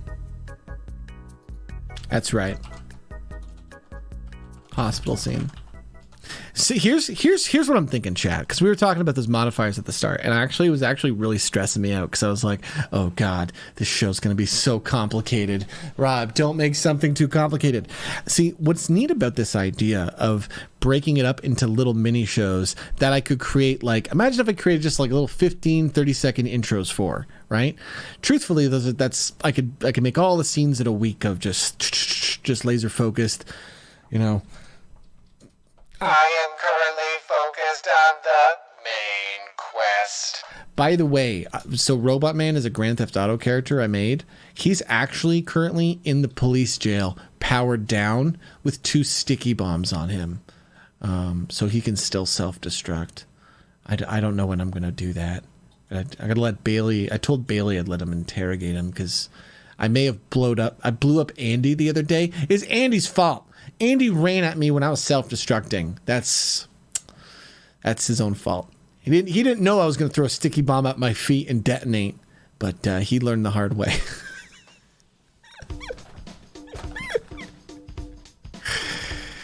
Yeah, Ryan was mad. He took out my memory chip. I didn't even know you could do that, Bailey. You started making lore. I like this though. So think about a show like this, okay? So let's think of the format, because it needs to go. So we have these cool intros into bits, but we hit those when it's time to do the scene, and then we do the scene, and then we'll be cut, and then we might rotate in somebody else if we want to rotate somebody else. Somebody else comes on deck. We say hello, we introduce them, and then I explain what the next scene is, and then we go. But I think I explain what the scene is to the public and everything. It's just kind of fun, you know? Because think of the YouTube Videos. Forgot I was on the wrong one. It would be like we're just releasing like 30 different shows. Right? Like if we made these 30 seconds, or like not even 30, 15 second stingers. Maybe not even 15, maybe 10 second stingers. Hey, Zojak. If we're doing this Who's Talking Now stream show, and we make these little stingers, and they're the lead-in for all of the actors to do the role play. This may be too rude, but a scene where one character explains the birds and the bees, but it's never about sexy times. I'm thinking... Actually, I think that's good because of the roster of characters. Because think about it. The way Mario would explain it, or Darth Vader, or Yoda, or Sailor Moon would all be different. Okay. So it's just the sex talk.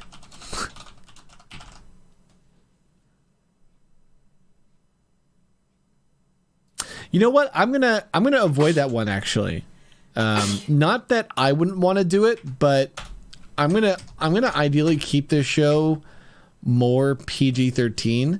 Like I did that joke with Cheeto, and it's not that I'm not trying to make an adult show. It's that I want to make it so for the roleplay community, people don't come into scenes they're uncomfortable with, I guess. Like I enjoy that joke, but I would imagine I have a few roleplay friends that might. I don't know. I think I should wait. I think it is. You can do it, Dr. Blah. You can bless Megan with the bless tech. Give it a try.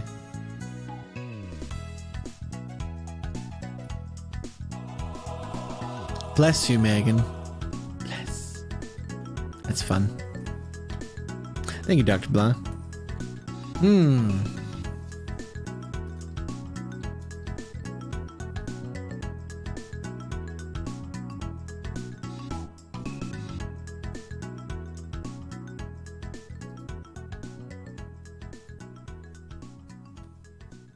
I'm like lost in thought, chat. I like this idea. This, like, you want to talk about content. Like, just imagine if we're doing this, you know, twice a month, and we basically are rapidly oh my God. Is that what it actually is? Is it just we're rapidly making little tiny roleplay shows? A father playing catch with his children. That's a good one too. That one fits in like half like the Harry Potter backgrounds.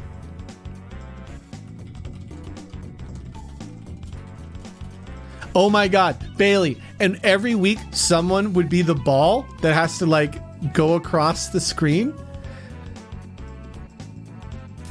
Okay, so here's what I'm trying to think.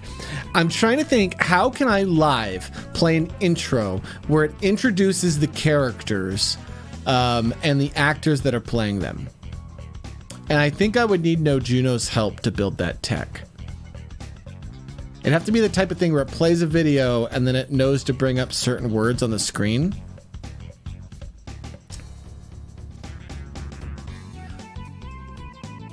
Right?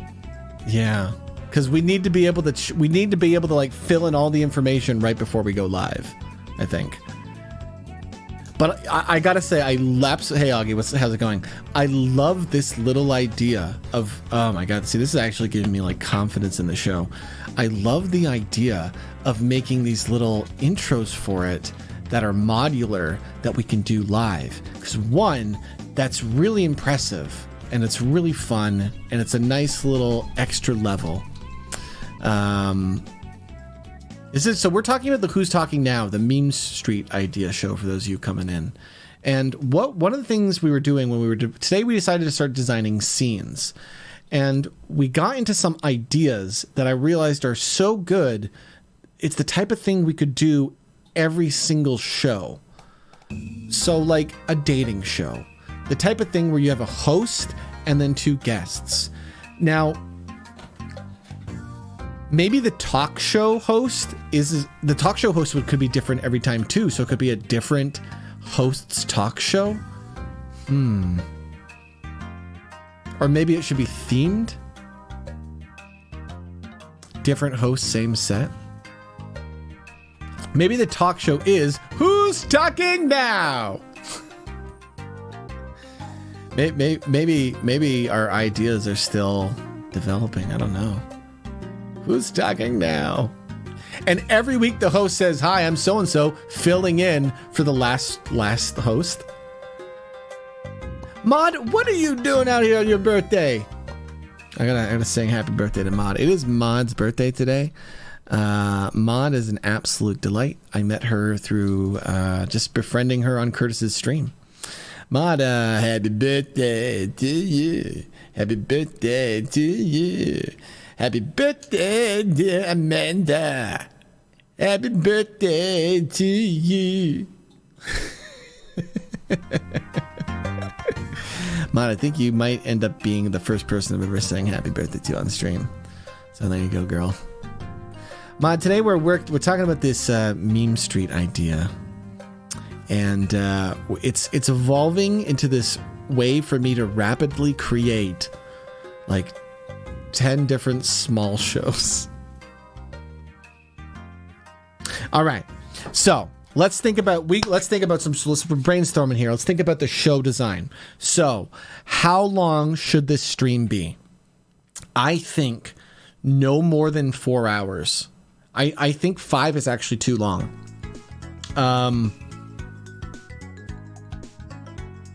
Streaming is hard, right? Because the longer you stream, the more you can build up the audience.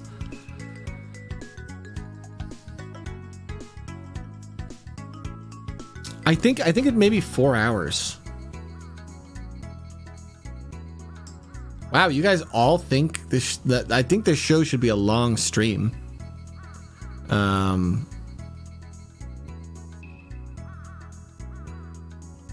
2 hours of solid bits. Okay.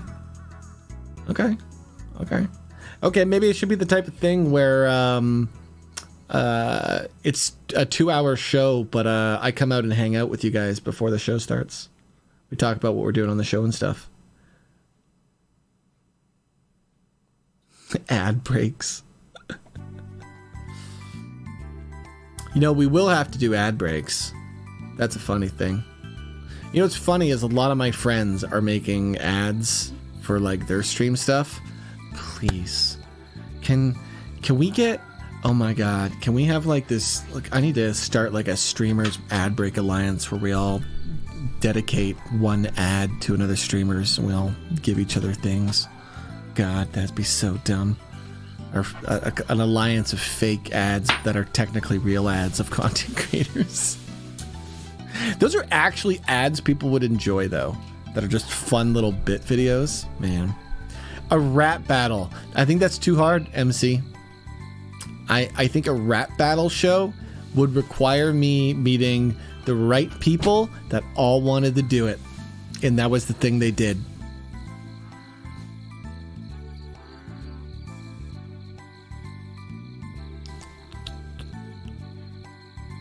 Soft bits where we let our peers chat.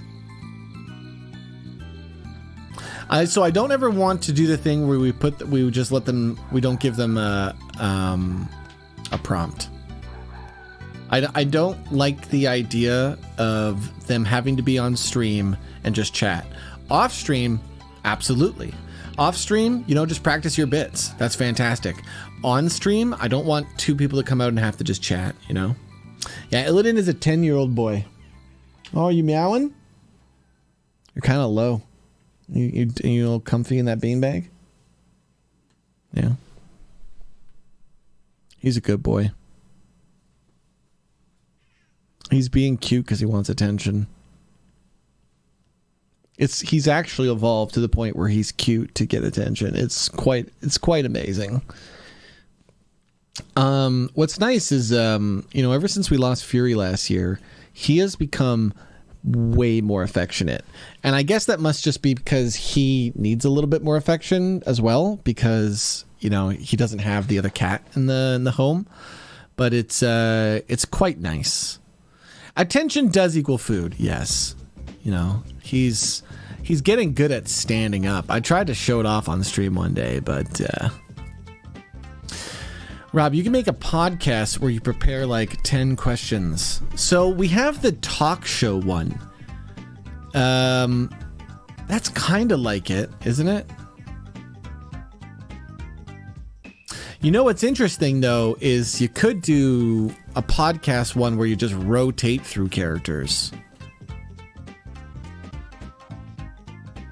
Joe Rogan podcast. We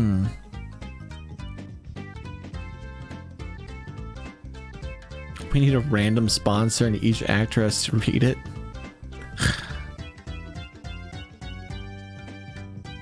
Will the RP cast be rotated out? So I think what I would like to do to make it comfortable is I'd like to get at least one other person with me who's going to be there the whole show. At least one other person. Preferably another streamer, somebody I know pretty well. And maybe a second. It's one of those things where the more people that you have to come to shows, the harder. But I'd like to have at least one, maybe two, and then basically have it be like an open night, you know, where we can bring people in. And so I'm trying to think of the format of how we are doing these cool shows that are produced. Fine, Rob, you've convinced me. I'll quit my shitty electrical job and come work for you.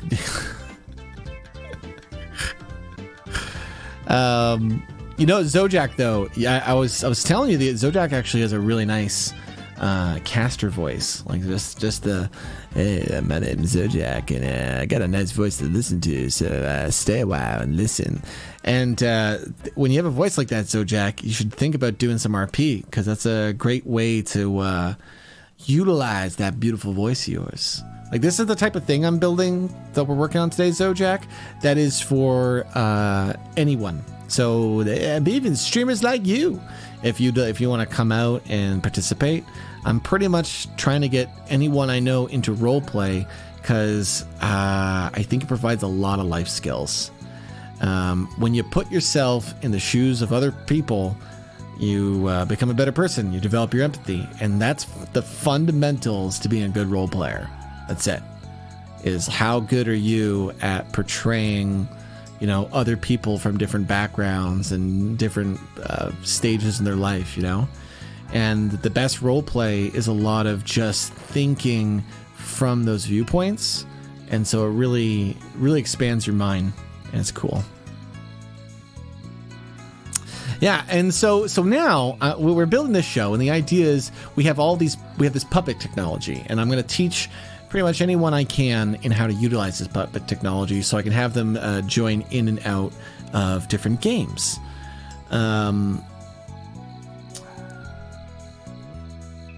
Makes sense.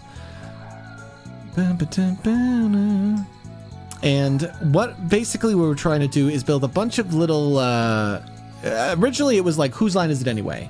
And we're just gonna have people come out and they were just gonna do scenes. And after the last hour and a half, I've started to think, boy, you know what would be interesting is if we made these fun little intros that could be changed dynamically, so we could change the characters and the actors on the fly, and we could just literally do a Rob TV night where we just produced goofy 5-minute shows. Everything. So what do we want to do? Let's do a talk show. Tonight, the host is... I'm going to grab a character. The host is Shrek. His guest, Yogi Bear. His second guest, SpongeBob. Okay? And so the scene is hosts introduce first guests a little bit, and once they start talking and they're having fun, they eventually introduce the third guest. You got the 3 characters, all just goofing and talking. And if they do that for 4 or 5 minutes, boom, done. We laugh. Then we go on to the next thing. You know? That's it. So now we're developing those things. So there's the talk show one. Let's do the dating show. So the dating show is 5 people, you know? So I would imagine the format is, you know, we start with it. We start with the intro, then we do the bit, and then after the bit's done, I'll probably have a character that comes out and is like, "Good job, everyone. Well done. That's a wrap." And then we probably break character a little bit, and I, you know, start complimenting the role players, saying that was a really fun scene. Good job, guys. I think sometimes I might let them play it out a little bit, but I think I'm gonna just have, like, you know, a whistle or something, a sound effect that just means, and we're done the scene, and then the audience just starts clapping, type of thing. The claps start coming in, you know, and just.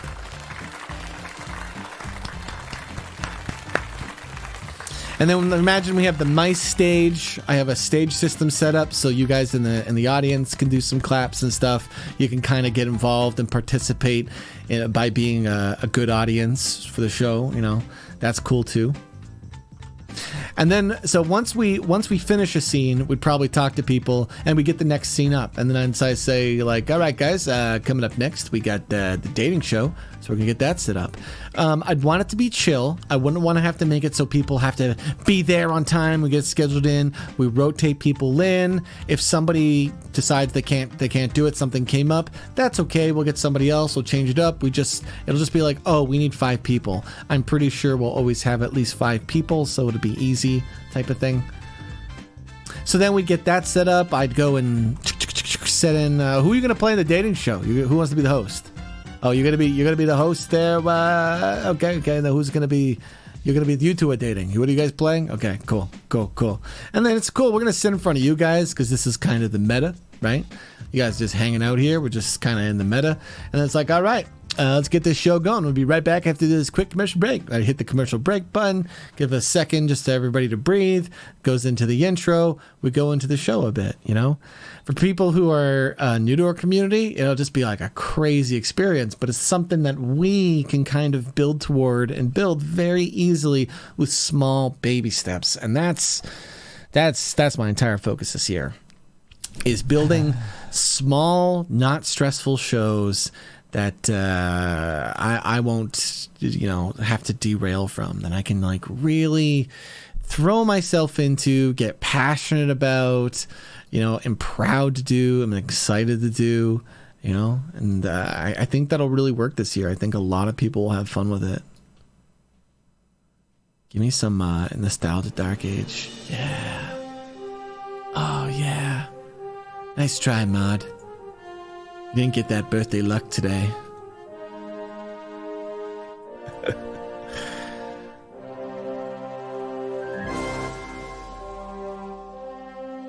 Supposed to be a 10% chance. I've tried 20 times. Ooh, man. That's bad, my man. Those are bad odds. I've seen people, like, there's people that, like, Vidku's done. I don't even think Vidku can catch any. Like, I think he has 5, so I think he's just denied access now. He's just like, Rob, we need more things to spend red gems on. I'm like, I know. I'm getting there. I'm getting there piece by piece, my man. So we got the dating show. That's a 5-person one. Late night talk show, I think, is a 3-person one. You know what I like? I don't think we have to do these in a certain order, do we? We can just decide what one we're going to do next. And so, if each show is about 5 minutes, and then maybe 5 minutes of setup and break, then I would say realistically, we could do 5 shows an hour. So I think we should try to design 10 little things for the very first meme street. And then we'll do it, and then we'll see how it goes, and then we'll probably try to design a few little more things so that the next meme street is a little different. We'll, you know, do the ones that didn't work too well the first time, well, we'll put that away, try something else a bit. Presidential debate, I think it's too on the nose. I don't want to do that kind of content, honestly.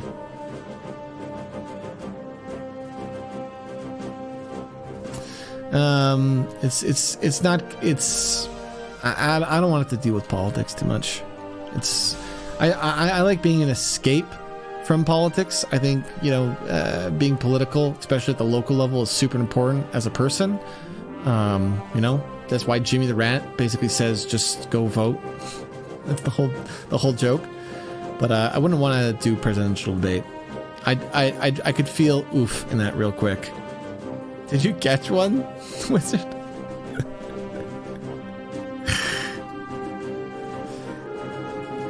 I think you did. We're waiting for the tech to get updated so you guys can actually see your sneaky mon. So we have the late night talk show host bit, the dating show one, a judge show. So a judge show is a 3-person one, right? I think it's just another 3-person one. Yeah. So what we're really doing right now is building really light games. And they're not games, they're just improv bits we do. Rob, for the dating show, I was thinking one of the newlyweds where they question how well they know each other and they blind dating. Yeah, so I mean, we have to think of kind of like how that stuff's gonna work. I don't know. Because the thing is, I don't want to have to create too much pre-work for the show. Does that make sense?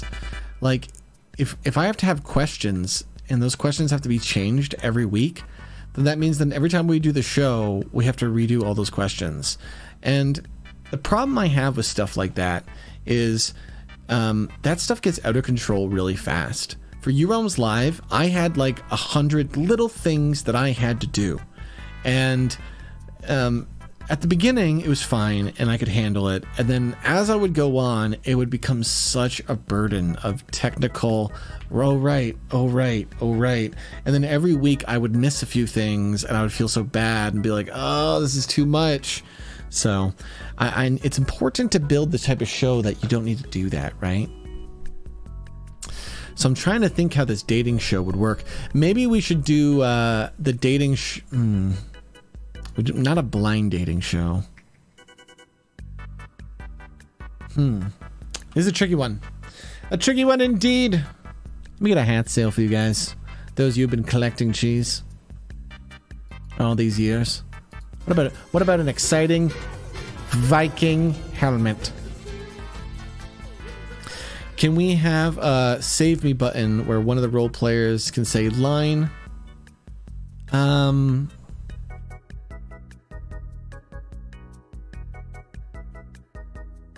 No. To be perfectly honest, Dr. Blah, I think if you're in a position as a role player where that's a problem, I probably shouldn't be putting you on the stream.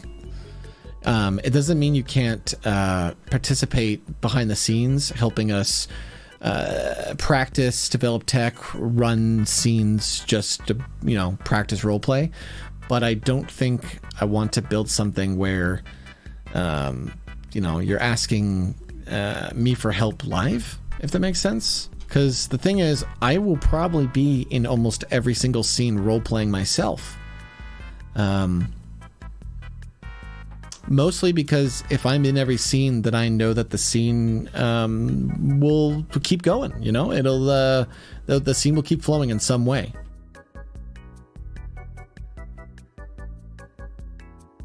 So, it's one of those things, I think. Yeah, I can see that, Dr. Blah, but I find as we did a lot of these throwing wrench things in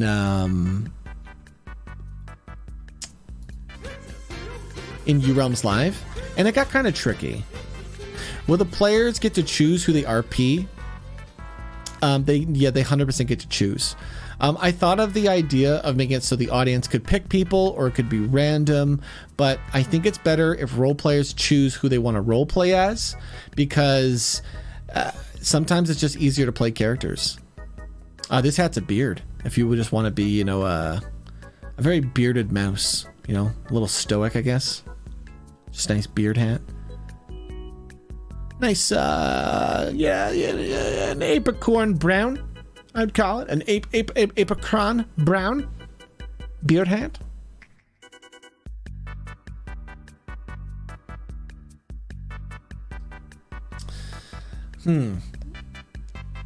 I like couples therapy too. I don't know if that's a show, but I like that as a type of scene. I like a Law and Order thing. What I might do is I might make it so we have a show that's like Law and Order, legal crime, and then we hit the stinger. I got it. Legal crime. Legal crime. You know what I mean? We do that. I hate that it's black. I thought I fixed that. How did it not get fixed? I like that idea of doing these stingers and coming into the puppets and stuff. It's just a matter of making it so that it's easy every week. Rob, there's this show that was airing in Italy a couple years ago. 2 pro comedian actors are on stage. Someone gives them prompts, challenges, and they try to role play into the situation. They had guests in there. The best part was the person giving the prompts could give them one person only.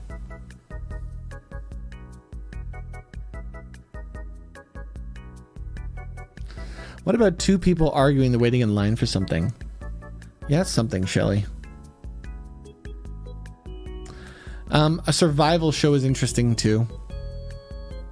I'm worried about making my players compete. We could put tech in to let it so the audience picks something, because we could do something like someone with a cold in the library. Well, like, so we're worried about flu season stuff. It's a scene about people have the flu. Yeah, that's the problem. The survival show has a lot of dramatics at the action part. So, I guess they would just be talking about stuff.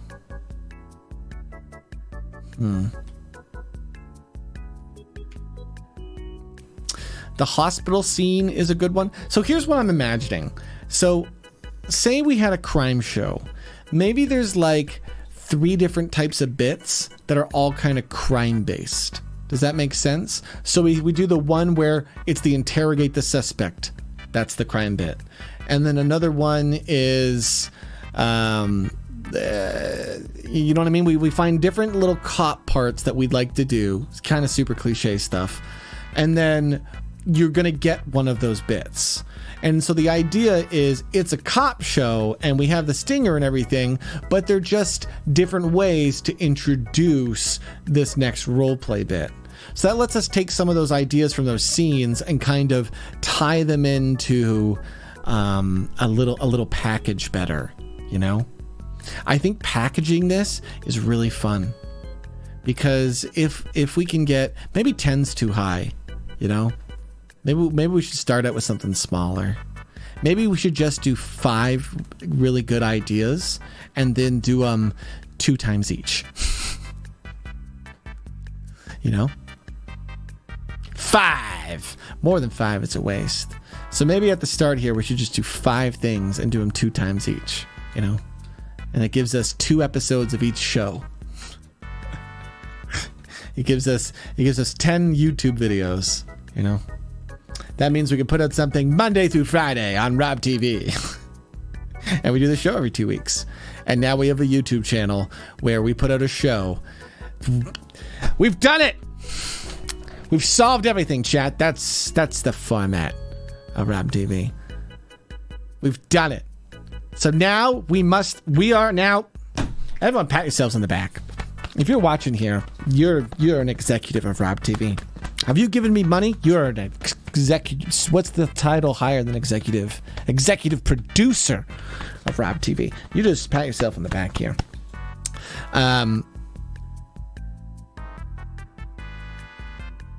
We need to pick our 5 shows. So, dating show, 100%. Here's the best. Oh my God, guys! It doesn't have to be the same dating gimmick. Okay, so let's figure out the 5 shows. One of them is a dating show, 100%. One of them is a crime show, 100%. You know why, guys? The crime show could bleed into Crew RP. So yeah, we could just have it so the officers on our crime show are our cops. We'd like half of the people on Crew RP have cops anyway, so we would just get our cops. I like that. You know what I'll do? I'm gonna see if I can get Citra to do this show with me, and then me and him can have and Jedi. I'll see if I can get them to be on the first few shows at least. You know, they don't have to commit and do the show forever, but just if they want to be the first 2 people that come on, because then I can do these crime things. Because I'll have to get Megan to make different puppets for each of our cops, which is another layer, but I think it'd be worth it, you know, because eventually we could just get all of our crime characters and anyone who has it can just come out and do it, you know. And we can also just have like Megan, we can just make like 2 generic cops, you know. We'll just make like just 3 generic cops, then people just do that until we get their cop done, you know. Maybe we do that. I don't know. We'll think about it. I like that though. I like a crime show that we do, and then here's the thing is in most of our scenes in our crime shows, we have our cops, but then we have the other weird character. So it's Zelda, it's Princess Peach, it's Link, it's Hagrid, it's Yogi Bear, it's Batman. We're arresting Batman this week. Could you imagine if we had to arrest Batman? I love that. That allows us to kind of blend some things. That's a good one. I can get 65 and 11 in there. Get anyone who wants to do it. Maybe Purple want to come on. Have him be Boyle. That'd be amazing. Get Carice. Get Azili. That could be cool. I like this judge show. The judge show, I think it's like a Judge Judy. So you don't have lawyers. You just have the 3 characters. Here's the question I have for the judge show. Is the judge also a random character too? So sometimes it's, you know, Judge Spider-Man. Then other times it's Judge SpongeBob. I think it is on a judge show. All right, names, chat. What is our funny judge? You can do a pretty solid Kermit. Zodiac, that's literally what I want to hear. And you know what, dude? It doesn't even have to be a good impression. For example, I'm going to give you my Kirby voice. It's just my Cheetah voice. Yeah, I'm Kirby. Yeah, one time I sucked a dude so hard, like I grew a hat. And then I could shoot fireballs into my mouth. It was pretty cool, dude. Like you just like if you have a funny character identity for one of these characters, it works, right? Like you don't have to do Scottish Shrek. You don't have to do Scottish Shrek. You could do Shrek, and if you just have a fun personality for that Shrek, what it ends up being is that's the Zodiac Shrek. You know, what are you talking about, Bailey? That's what Kirby does. He just shocked her into his mouth. Okay, so it made perfect sense there. On the list of characters, it actually just says every Disney princess. That's at the bottom, Megan. Oof. I don't think you have to do them all at once, but at some point we need them all. There's like no character we don't need at this point.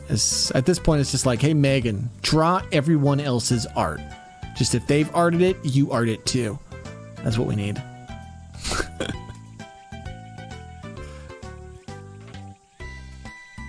All right. Names. Names for a judge show. Is it simple? Is it just Judge Kirby? And then the anvil hits?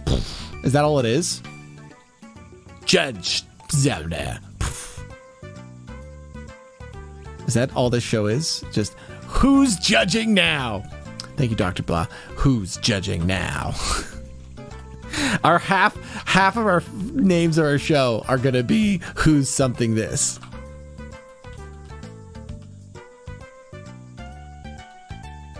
Who's judging now? Who's dating now? Who's crying now? Who's arrested now? Talking La. Actually, I like Flea's Talking La.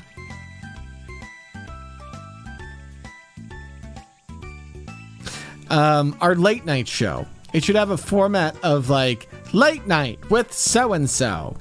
But what do you want to call it? The Tonight Show, the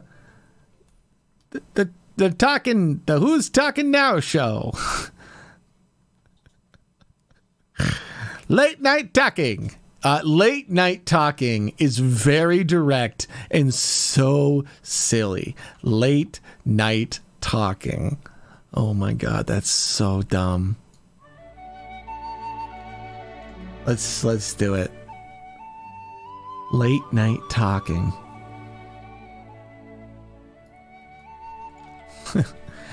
Late Night Talking with character name. So the show's name is always different because the character changes. I felt like hobbiting it up. I need to get more Lord of the Rings music. It's very calming and nostalgic to me. It always chills me out.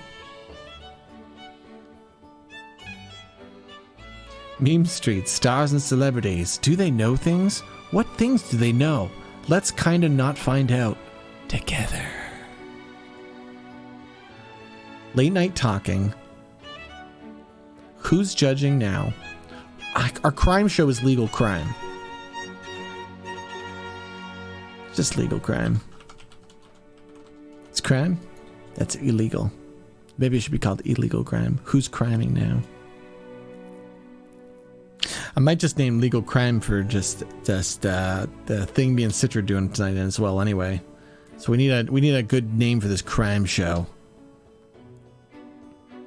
Crime Time.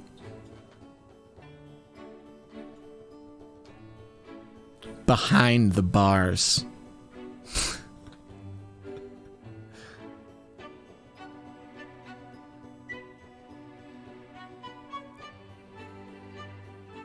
Pillow Chat. Okay, Pillow Chat's not a bad idea, but I think the reason why you want to do like late night talking is one, because saying late night talking is stupid, but also it sounds like a late night talk show. It sounds like a parody late night talk show, which is what you want, right? So the crime show will probably have different things. It'll have that interrogation scene.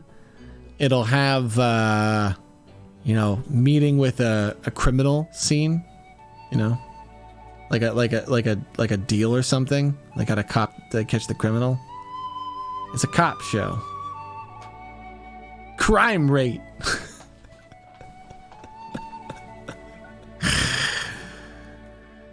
Oh God.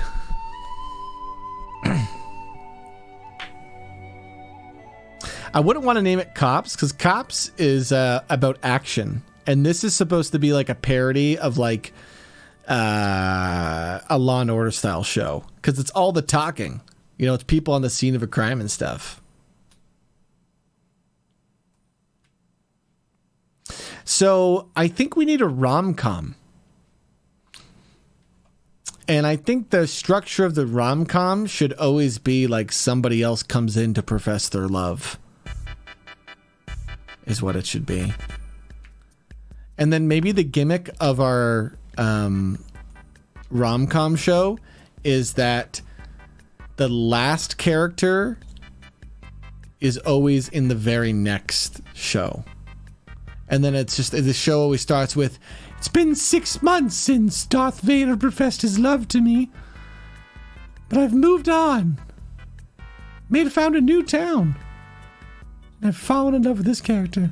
And then everybody is about to come on and fall in love with another character. That might be too one-dimensional, though. I don't know. It might be, it sounds like more of a scene than a show. I agree. The thing is, I think like a love scene can just go in any show, is the thing. And we already have the dating show that kind of fills it in. La Corner. Iron Chef is a fun one, but I don't think it's a full show. Like, there's not enough bits we can do. Not unless we're having Megan just draw different meals, you know? That's the type of show where we're like, "Hey, Megan, can you draw like 100 different sprites of turkeys and stuff?" Then I guess we could do it, but... All right, it's time to collect some cheese.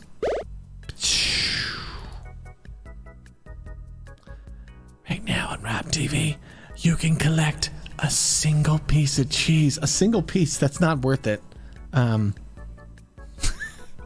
But hey, you can collect it. So I think we got 4 really solid ideas. The late night talking one, Who's Judging Now, a dating show, legal crime. And you know what would be fun is if we could do like these 4 plus one more, and then we did it twice in a night. And then if we could plan 2 of those a month, it would allow me to put out a really fun, cool roleplay thing every day on my channel on YouTube. And that sounds amazing. Now, maybe I'm already putting too much stuff on my back. You know, that's... The last one might be an Office Space show. Office Space is complicated because they do, those type of shows do monologues. And it's hard to, like... monologue in roleplay without cuts.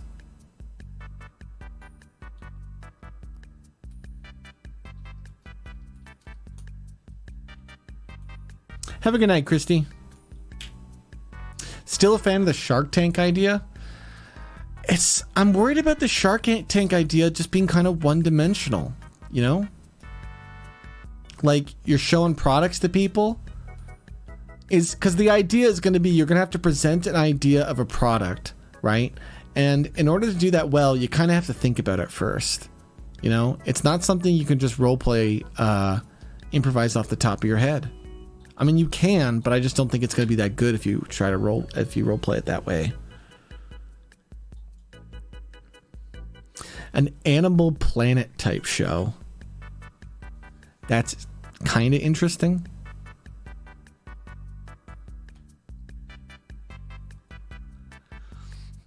Undercover Boss. I don't, Safety. I do not know the card game start going. This was an amusing rift we've been on of coming up with ideas for this, but it's coming to we're running out of steam with this. I'm trying to think where to go. We don't have to think of everything today, obviously. A Top Chef parody. See, Bailey, but what do we role play? Because, like, we're talking about food most of the time. Let's Google some shows. Let's Google TV shows. Let's just look at some TV shows and think what would be fun. I'm trying to think of some interesting things that mix around, you know?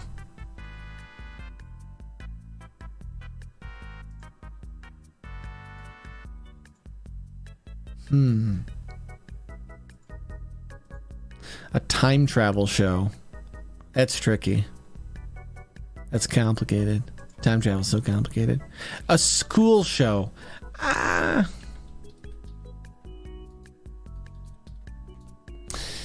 A Jersey Shore.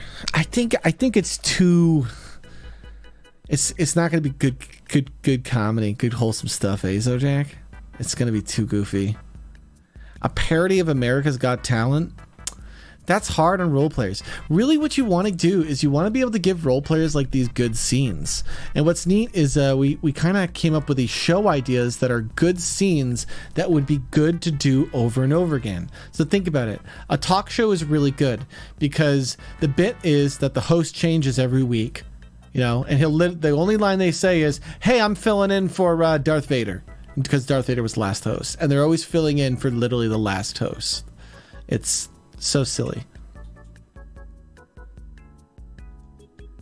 And then they bring out 2 guests, and then they interview them. So it's 3 fun characters that people know that, you know, you can kind of mess around with.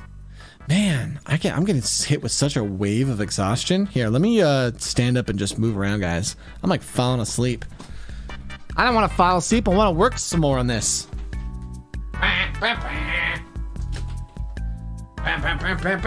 We'll be right back with some more Rob TV.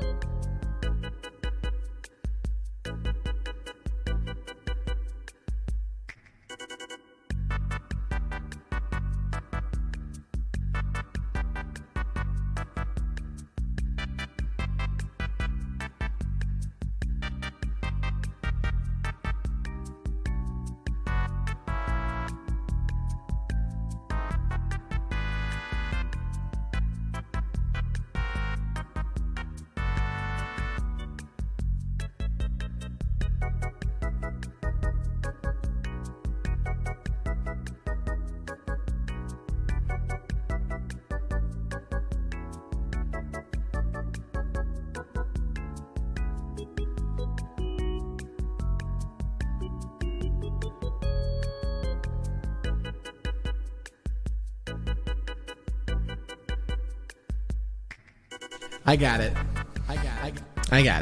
Here's the idea. 5th show. See, I just need to stretch. We were talking about this a few weeks ago. What about if the 5th show is an anime show where the characters are about to battle?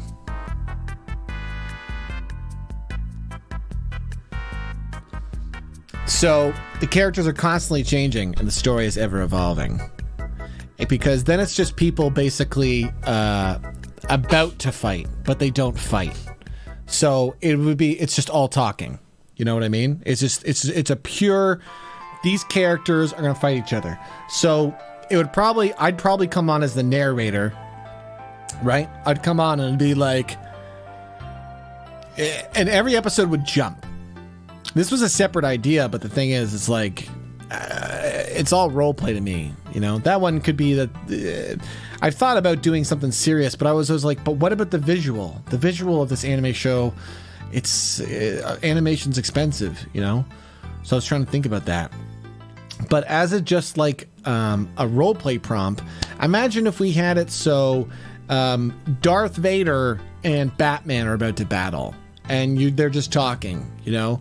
But each of them has someone that they can bring out. So they can be like, I thought you might say that, Batman, which is why I brought Shrek with me. And then the person playing Shrek comes out, you know what I mean? And it's always just like a one-up thing. Just like they come out one by one until like we have 5 characters come out. In fact, it could be the type of thing where we try to get like 6 people on deck, and it just gets more and more ridiculous. We could maybe do something like that. I don't know. It's half an idea. I'm not fully into it. Anime a bad guy speech. Yeah, you know. Like we would be making up all the lore on the fly, right? It would just like we'd use whatever lore makes sense of those characters, but then we would just Shrek, what have you done to Patrick? I, SpongeBob, will not allow this to go on anymore, Shrek. Patrick was my best friend. He was not only a starfish. He was a star friend. I don't know. Maybe. I feel like we could get dead air. I'm interested. It's roleplay's tricky, you know? And I want to create things that are really easy to do. Easy, but they allow us to be really creative. So I can come out here and put on a really fun 2-hour show for you. Hey, what's up, Fur? Good morning. We can put on this fun, like, 2-hour jam. And it's just good times.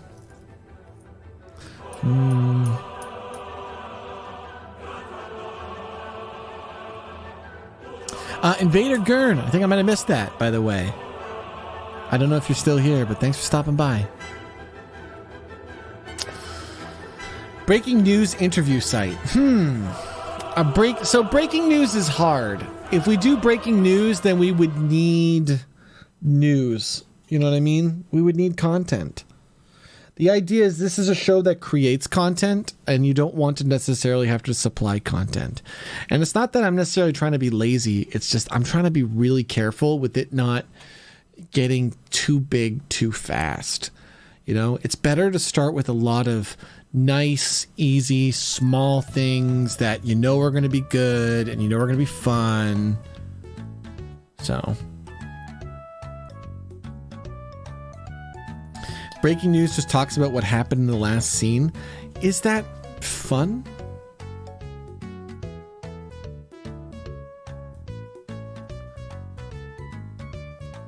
What happens when it's a breaking news segment and the role player who's coming on wasn't paying attention?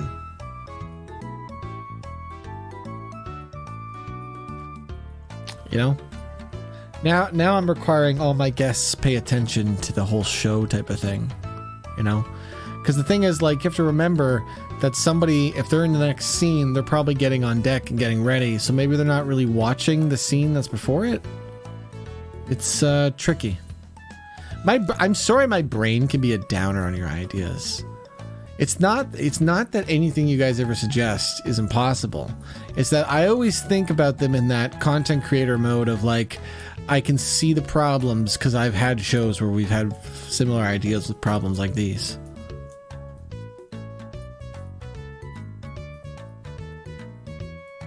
I mean, the intro can put a headline. Maybe. Yeah, and that I agree with Zojak too. I was gonna say that. Zojak's saying like I can see it happening every once in a while if something hilarious happens. That's the thing, is it almost feels like the type of show that you do just to keep doing the previous bit longer. And that would have to be that's the type of thing that we would add on. That's like, let's say we built this show and everything's going well and we've kind of like shored up everything. We got everything improved. Then it's like, oh, let's add something else we can mix in. What about this type of news show? Exactly. The biggest thing I'm worried about is alienating guests. Because I want to make it something really fun that people want to do. Because if it's something really fun that people want to do, then they're more likely to come out to the show. They're more likely to try to bring their audiences to the show. Like, guys, it would be great if it's the type of show that people raid into our stream and then come do a bit. I would love that. You know, I would love it if like someone I knew comes in, like they end their stream because they're ending their stream. They see us, they know we're doing this, and then we just bring them on and have fun. I love that dynamic, you know. So an office parody. This is interesting. We have to kind of think of how this works, you know, like an office parody might only work if somebody is the boss, and they're always the boss, you know? Because I don't know if it really works if we're constantly changing it up. Hey, what's up, Andy? Andy, we're trying to build this Meme Street idea show. We've kind of have an interesting brainstorming session about the different types of shows we could make with it. A band documentary. So remember, a lot of the shows you're thinking about have these cuts where they cut to talking directly to the camera. We can't do that. Not easily or in a fun way for the actors. So that's not something we can really copy. So it's like whenever you suggest a show, if it's got a lot of that, that's kind of hard to do.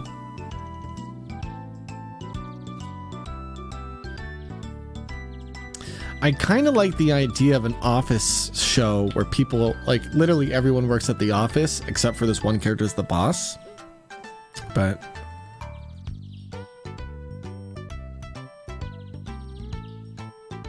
yeah, like that's what I mean. You need in order for an office show to work, I think we would need one consistent character, which means it would probably be a character I would play. So what's that? A Vernon, a Monica Rupert. Ha! Maybe I'm Mickey Mouse. Ha! And I don't know, do we really want to do a show where Mickey runs the world? Ha! Everything's run by Mouse. Ha! I don't know. What's the show's name? No? It's too close to reality. That's the thing. It is reality. That's what's so scary about it. It is. It's like most of the characters of the show are owned by Disney, or will soon be owned by Disney. I mean, we could have Vernon be the boss, but he's not really that good a boss, and he's kind of a one-dimensional character. Wow, that voice is hard for me to do today. I don't have the energy for it. I like Vernon being the actual director of the stream and show himself. Me too, VidQ. You know why? He's like meta and dumb. I like the idea that this is a Monica production. Vernon's the director. And so we maybe see him, you know, when you see him, when he comes out to get everybody ready for the seats, he's like a glorified usher. That's what his role is. He takes credit for the show, but you don't see him really come out.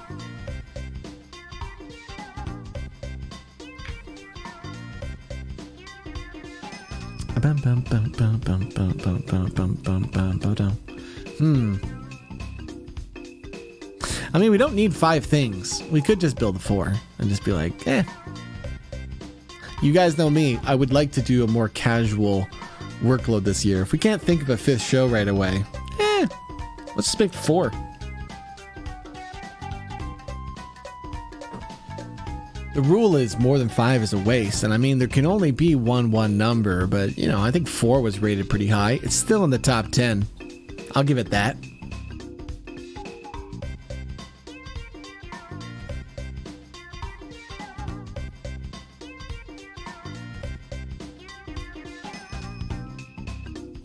Reality TV has a lot of the talking to the camera, Olivia. That's the problem. I thought about that. It's like a lot of these shows that you would try to parody, it's kind of hard to do.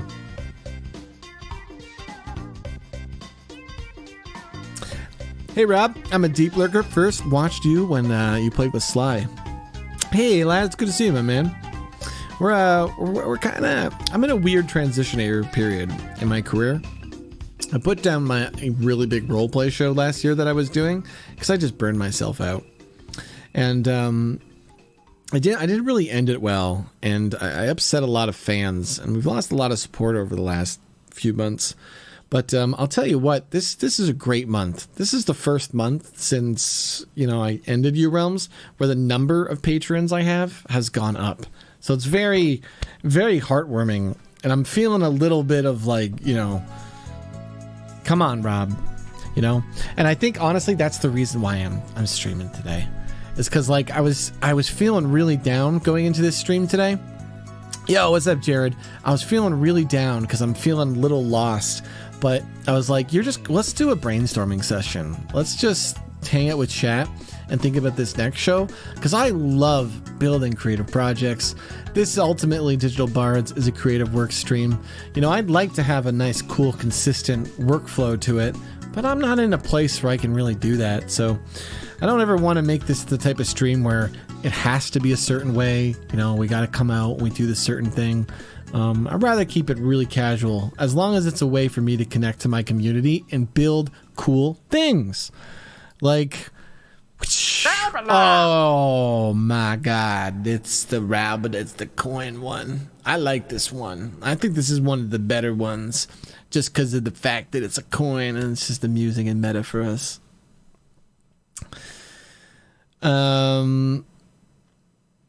What about a 2-on-2 game show with the fifth person being a host?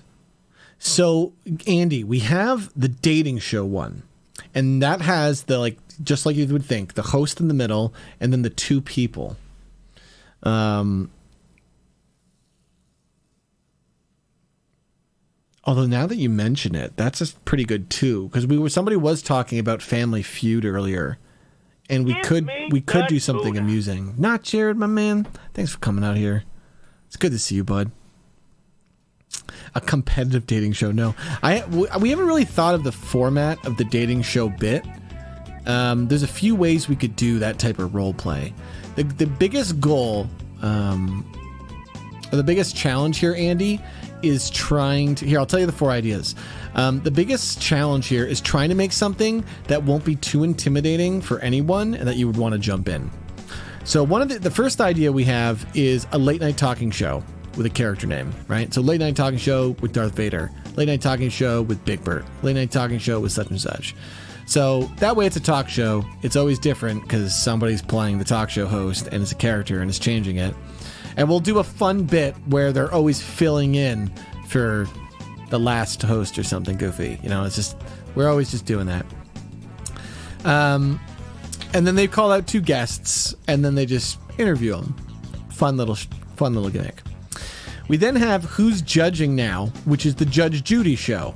So one character is a judge. Of course, the judge is always changing. And then they're judging over a case, So that one will require a little bit of content. We will have to come up with a case that we can give the role player that they can kind of just wing.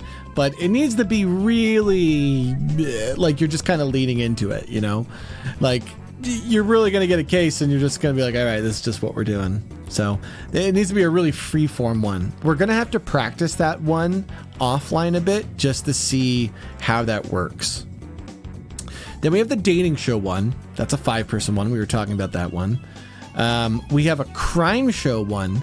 And the idea is I'd like to get puppets made of our GTA characters. And then we have them role play with all the other characters. So it's like a little bit of our crew RP meets a little bit of this role play. So it can just be like Wimley and Cheeto, and Andy, if you're getting involved, 11 and 65 and whoever wants to get involved from crew RP are, we have our cops come out and, they arrest Batman for meth. that's the show. You know, they got to interrogate Bowser because Bowser was found with a giant weapon of mass destruction, the Star Rod, and we want to know where he got it. You know.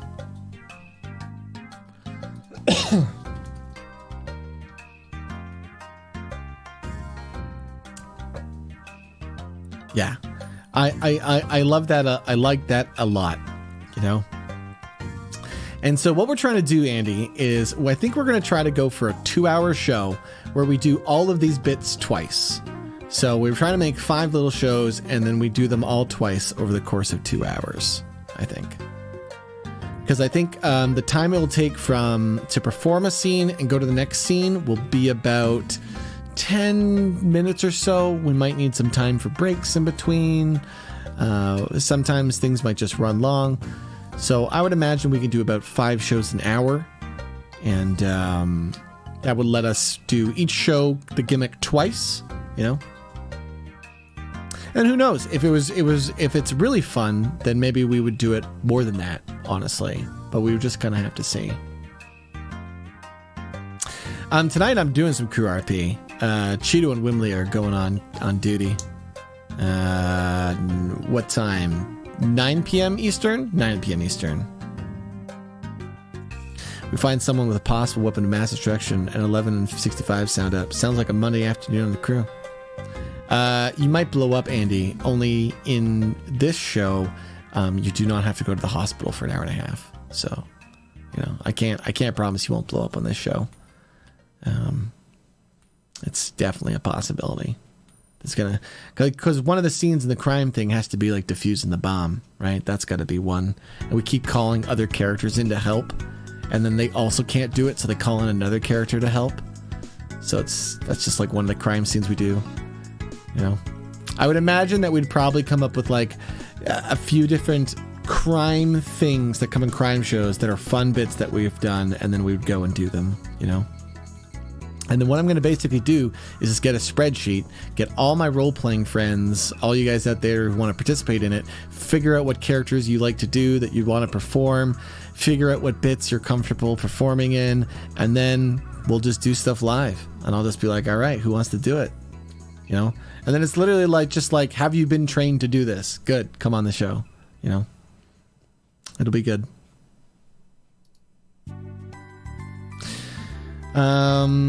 But we don't have a 5th idea, Andy. We have some things, but nothing that's really screamed like, this is really good, this is really good. We should definitely do this.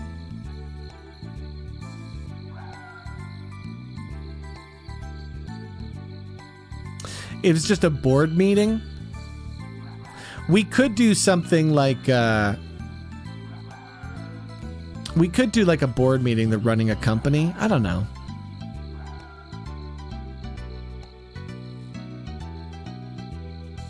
That's okay, Fuse Blackblade. I mean, you never really know how good something's going to be until you do it, honestly.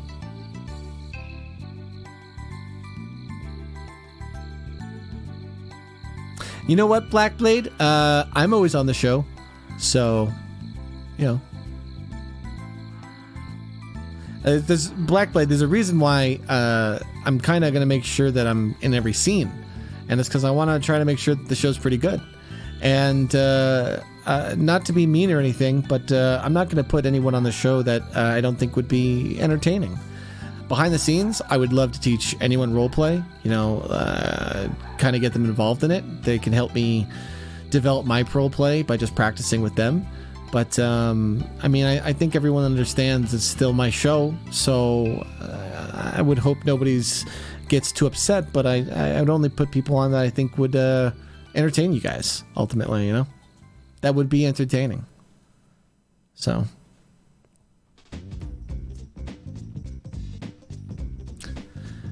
I have confidence that if I make stuff, something will be good. So the idea of making something that's a lot of small things sounds just like a lot of potential, you know? And to be truly honest, I can't do something big like URUM's Live. I can't, you know? If I gotta do something big like URUM's Live, I can't do this type of work right now. So I would start to try to retire out, I think. You know, I try to become a part-time streamer for you guys. I wouldn't disappear. You shouldn't be sad. I would try to do less streams and less of the stuff I'm doing, so I could just find another way in life. You know, because I've talked to so many of you guys, and ultimately you've all basically said, Rob, we just want what's best for you. You know, and you want to know how I can tell who's a fan, who at the end of the day is they just want me to see me happy. You know. Hey, what's up, my man?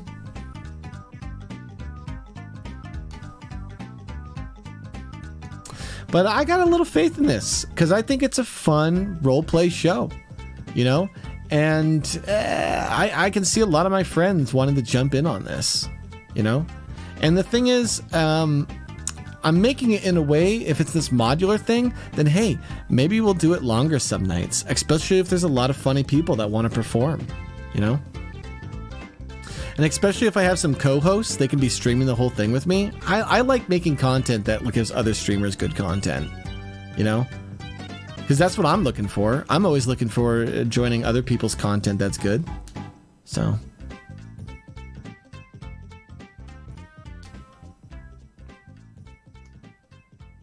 A high school theater performance. So we have characters poorly playing other characters. Okay.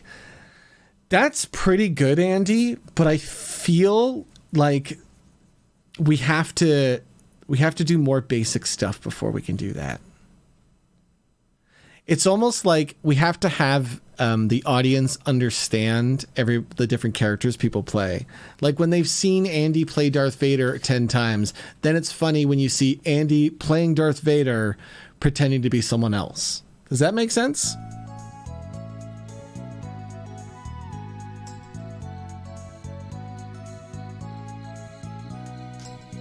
Aw, thanks, So Jack. I appreciate that, my man.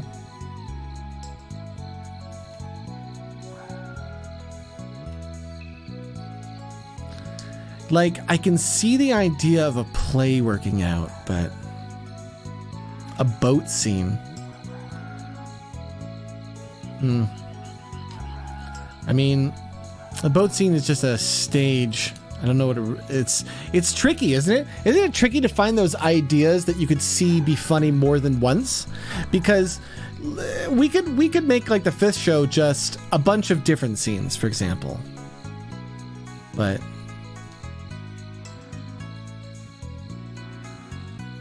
it needs to be this type of scene where you're always excited to see it shuffled around. Like on the Who's Judging Now show, it's funny because who's the judge matters so much, right? If Darth Vader is the judge, that's way different than if, you know, Mario's the judge or Yogi Bear. So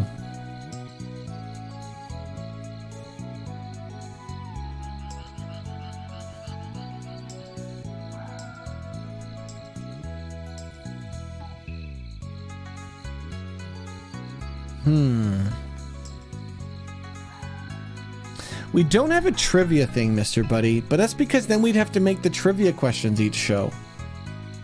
And it's not that we couldn't do that.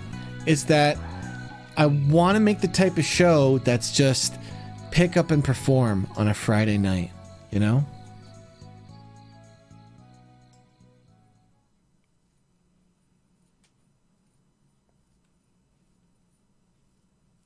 Just make up the facts for trivia. I mean, we can do that. I just don't know if it's too funny, you know? Workers on a cruise ship trying to perform while acting with an audience member, but the cruise ship kind of falls by the wayside. By the way, I'm sorry if I'm starting to get tired. I am kind of going through depression. And I love to come out here and perform. It actually really helps me. It makes me feel really good. But oh my God, it actually just makes me feel so tired. I went to bed at midnight last night. I just slept. And I just feel so exhausted, and it's only 5. I want to do this roleplay thing tonight. I want to do Cheeto. See, that's why I'm glad that I'm doing Cheeto tonight, because that's so easy to do when I'm relaxing. A parody of Love Boat. That's an interesting idea. Let me write that one down.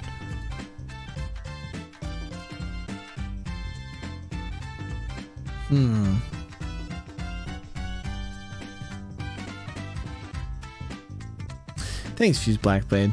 I appreciate how warm and caring you guys are. I'm sorry if my content isn't the best right now. I know you might have some doubts and some of the small things I'm working on, but I'm just trying to do the best I can do this year, and I kind of hope that making some nice chill shows that can be fun, doing a weekly creative stream, maybe doing a abridged YouTube series here on YouTube, just a little mix of all that.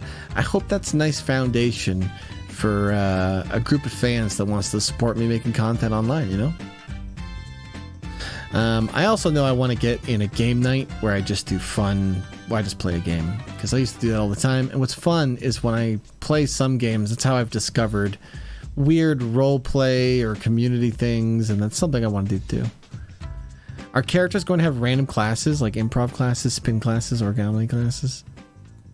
So one of the things, Andy, is I don't ever want you to have to randomly pick a character. I want you to be able to basically be like, hey, can I jump in? And we're like, yeah, who are you going to play? And you're like, I'd like to do Darth Vader for this next thing. Are we doing the dating thing? I'd like to do Darth Vader. And I'm like, come on in.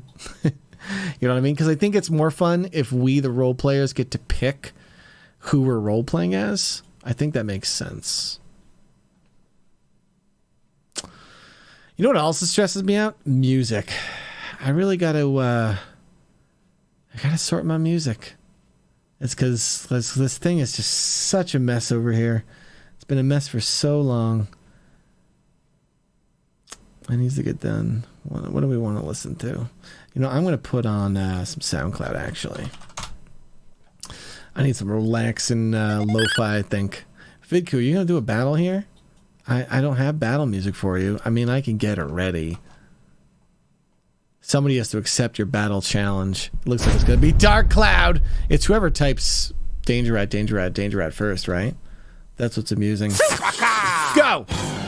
Oh, VidQ with the first hit. Nice work, VidQ. Okay, Danny. Danny, I don't think you got this. We all know the hat's a stroke. I can't predict these for shit.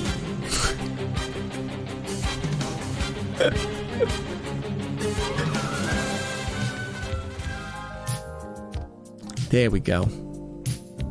Just something to jam to tonight while we come up with something to RP on a fun, goofy Friday night show.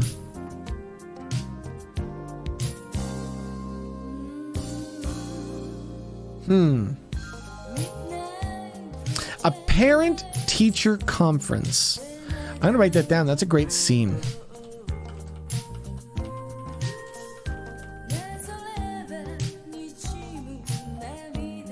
Should we have the fifth show be a generic show that's just like a random role play? And then we can just kind of put some fun things in it?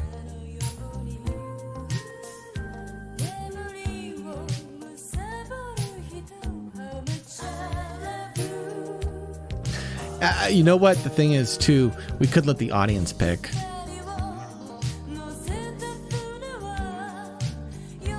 Let the audience pick between three scenes from a hat. Yeah. I think that's fun. I think that's a good mix. Like, we're planning the show for 2 hours, but I mean, man, I wish it could be the type of thing where we had enough people and I had enough stamina that I could do it for like 3-4. I know how hard that is, but maybe I can get to a mode where I'm just like, yeah, dude, I'm like exhausted. I know that I gotta wind down my stream soon, and I don't understand why. I've only been live for like just over 3 hours. This time of year is so tough on the body, dude.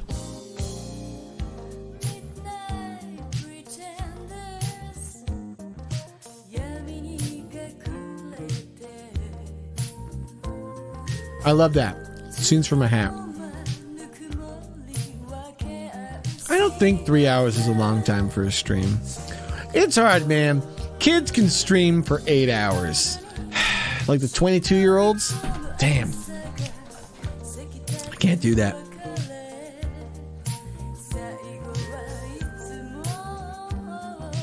I guess it's long. I guess it's long for you, Realms. You know, Dr. Blatt, last summer, I could roleplay for 18 hours. I was doing it as Monica. I made so much content in my month off, but it's just because I found the most loving community of people and I just wanted to perform and perform and perform for them.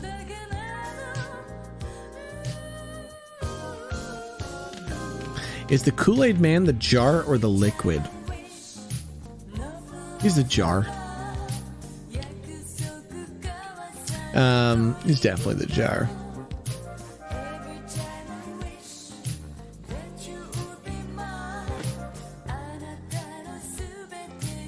I don't think it's good. I don't think I'm in a good spot to do a month off right now, Hato. I am trying to, I want to keep working. I want to keep making stuff because I'm really trying to discover what type of stream and community I have this year, you know?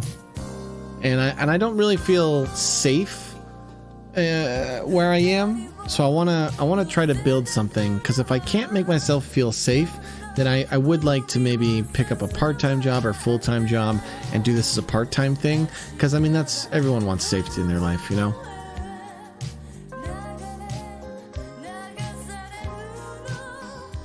And I've been doing this a long time full-time, and it's exhausting, you know?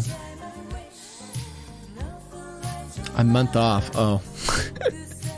Sorry, I took it a different way. I thought you were telling me to take another month off.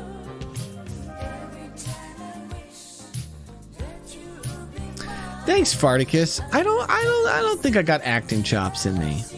You know? That's why I'm a character actor. You know?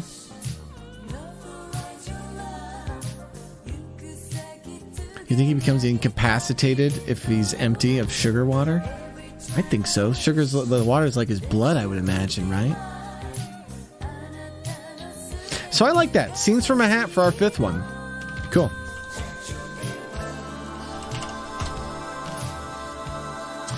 All right. That's good.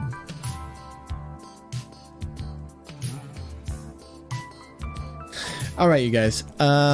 I think I need to wind down my stream because I think I'm actually, I don't know why I'm so tired. I think it's just this seasonal thing, man.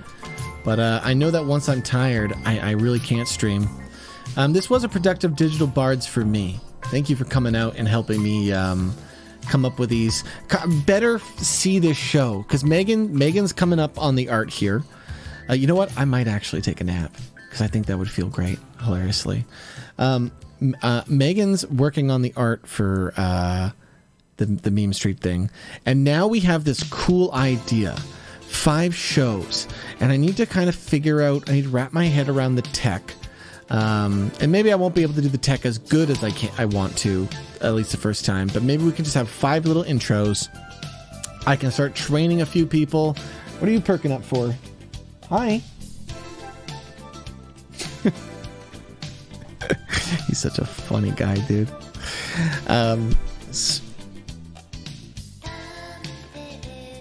Oh God, I love this beanbag. I didn't think it was going to be a cat bed, but it ended up being that. I love having these little shows. I'm going to build them up. I'm excited to get you guys involved, start performing them. Thanks, Bailey. I know, man. And Bailey, you're really making it easy to do that. It's just I feel like I have to keep coming out here, you know? I got to, or else I feel like I'll come into a slump that I won't get out of, you know? As a streamer, I've never been more scared. I've never been more scared, you know? I've never been more scared just to like come out here and stream, and I'm worried that if I stop doing it, I'll lose my ability to perform. I don't know. I can't wait till spring, guys. Please, somebody give me spring, like as soon as possible. I need it more than ever this year, so I hope it's coming soon. Soon. Tonight I'm going to be coming out to do some Cheeto Bandito. probably around 9 p.m. Eastern. So I'm going to relax. I'm going to get some food, get something to eat, and then I'm going to come out and actually put out some good content. Okay, Rob, you're hating on yourself. This is good content. This is just me chilling out with you guys. So if you like this content, that's awesome. I'm glad I could come out and just chill with you, chat with you, brainstorm some fun ideas of some things we might make this year, you know? It's really nice to make these shows with you guys, you know? I like doing that a lot. So I hope that's something that I can keep doing going forward here. It's cool. Anyway, guys, we're going to give a little raid here. We're going to go do some raid into some roleplay. I'm going to go say hello to Inspector Becky Malone.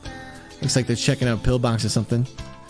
Zeely runs the server, and I'll tell you right now, running a server is a lot of work. So, you know, stop by, say hello. She's the reason why we get to do this fun Cheeto Cop show tonight. You know, let's get out there and show her some love. Guys, thank you for coming today. I'm going to be back later tonight for some Cheeto Bandito. So I'll see you then.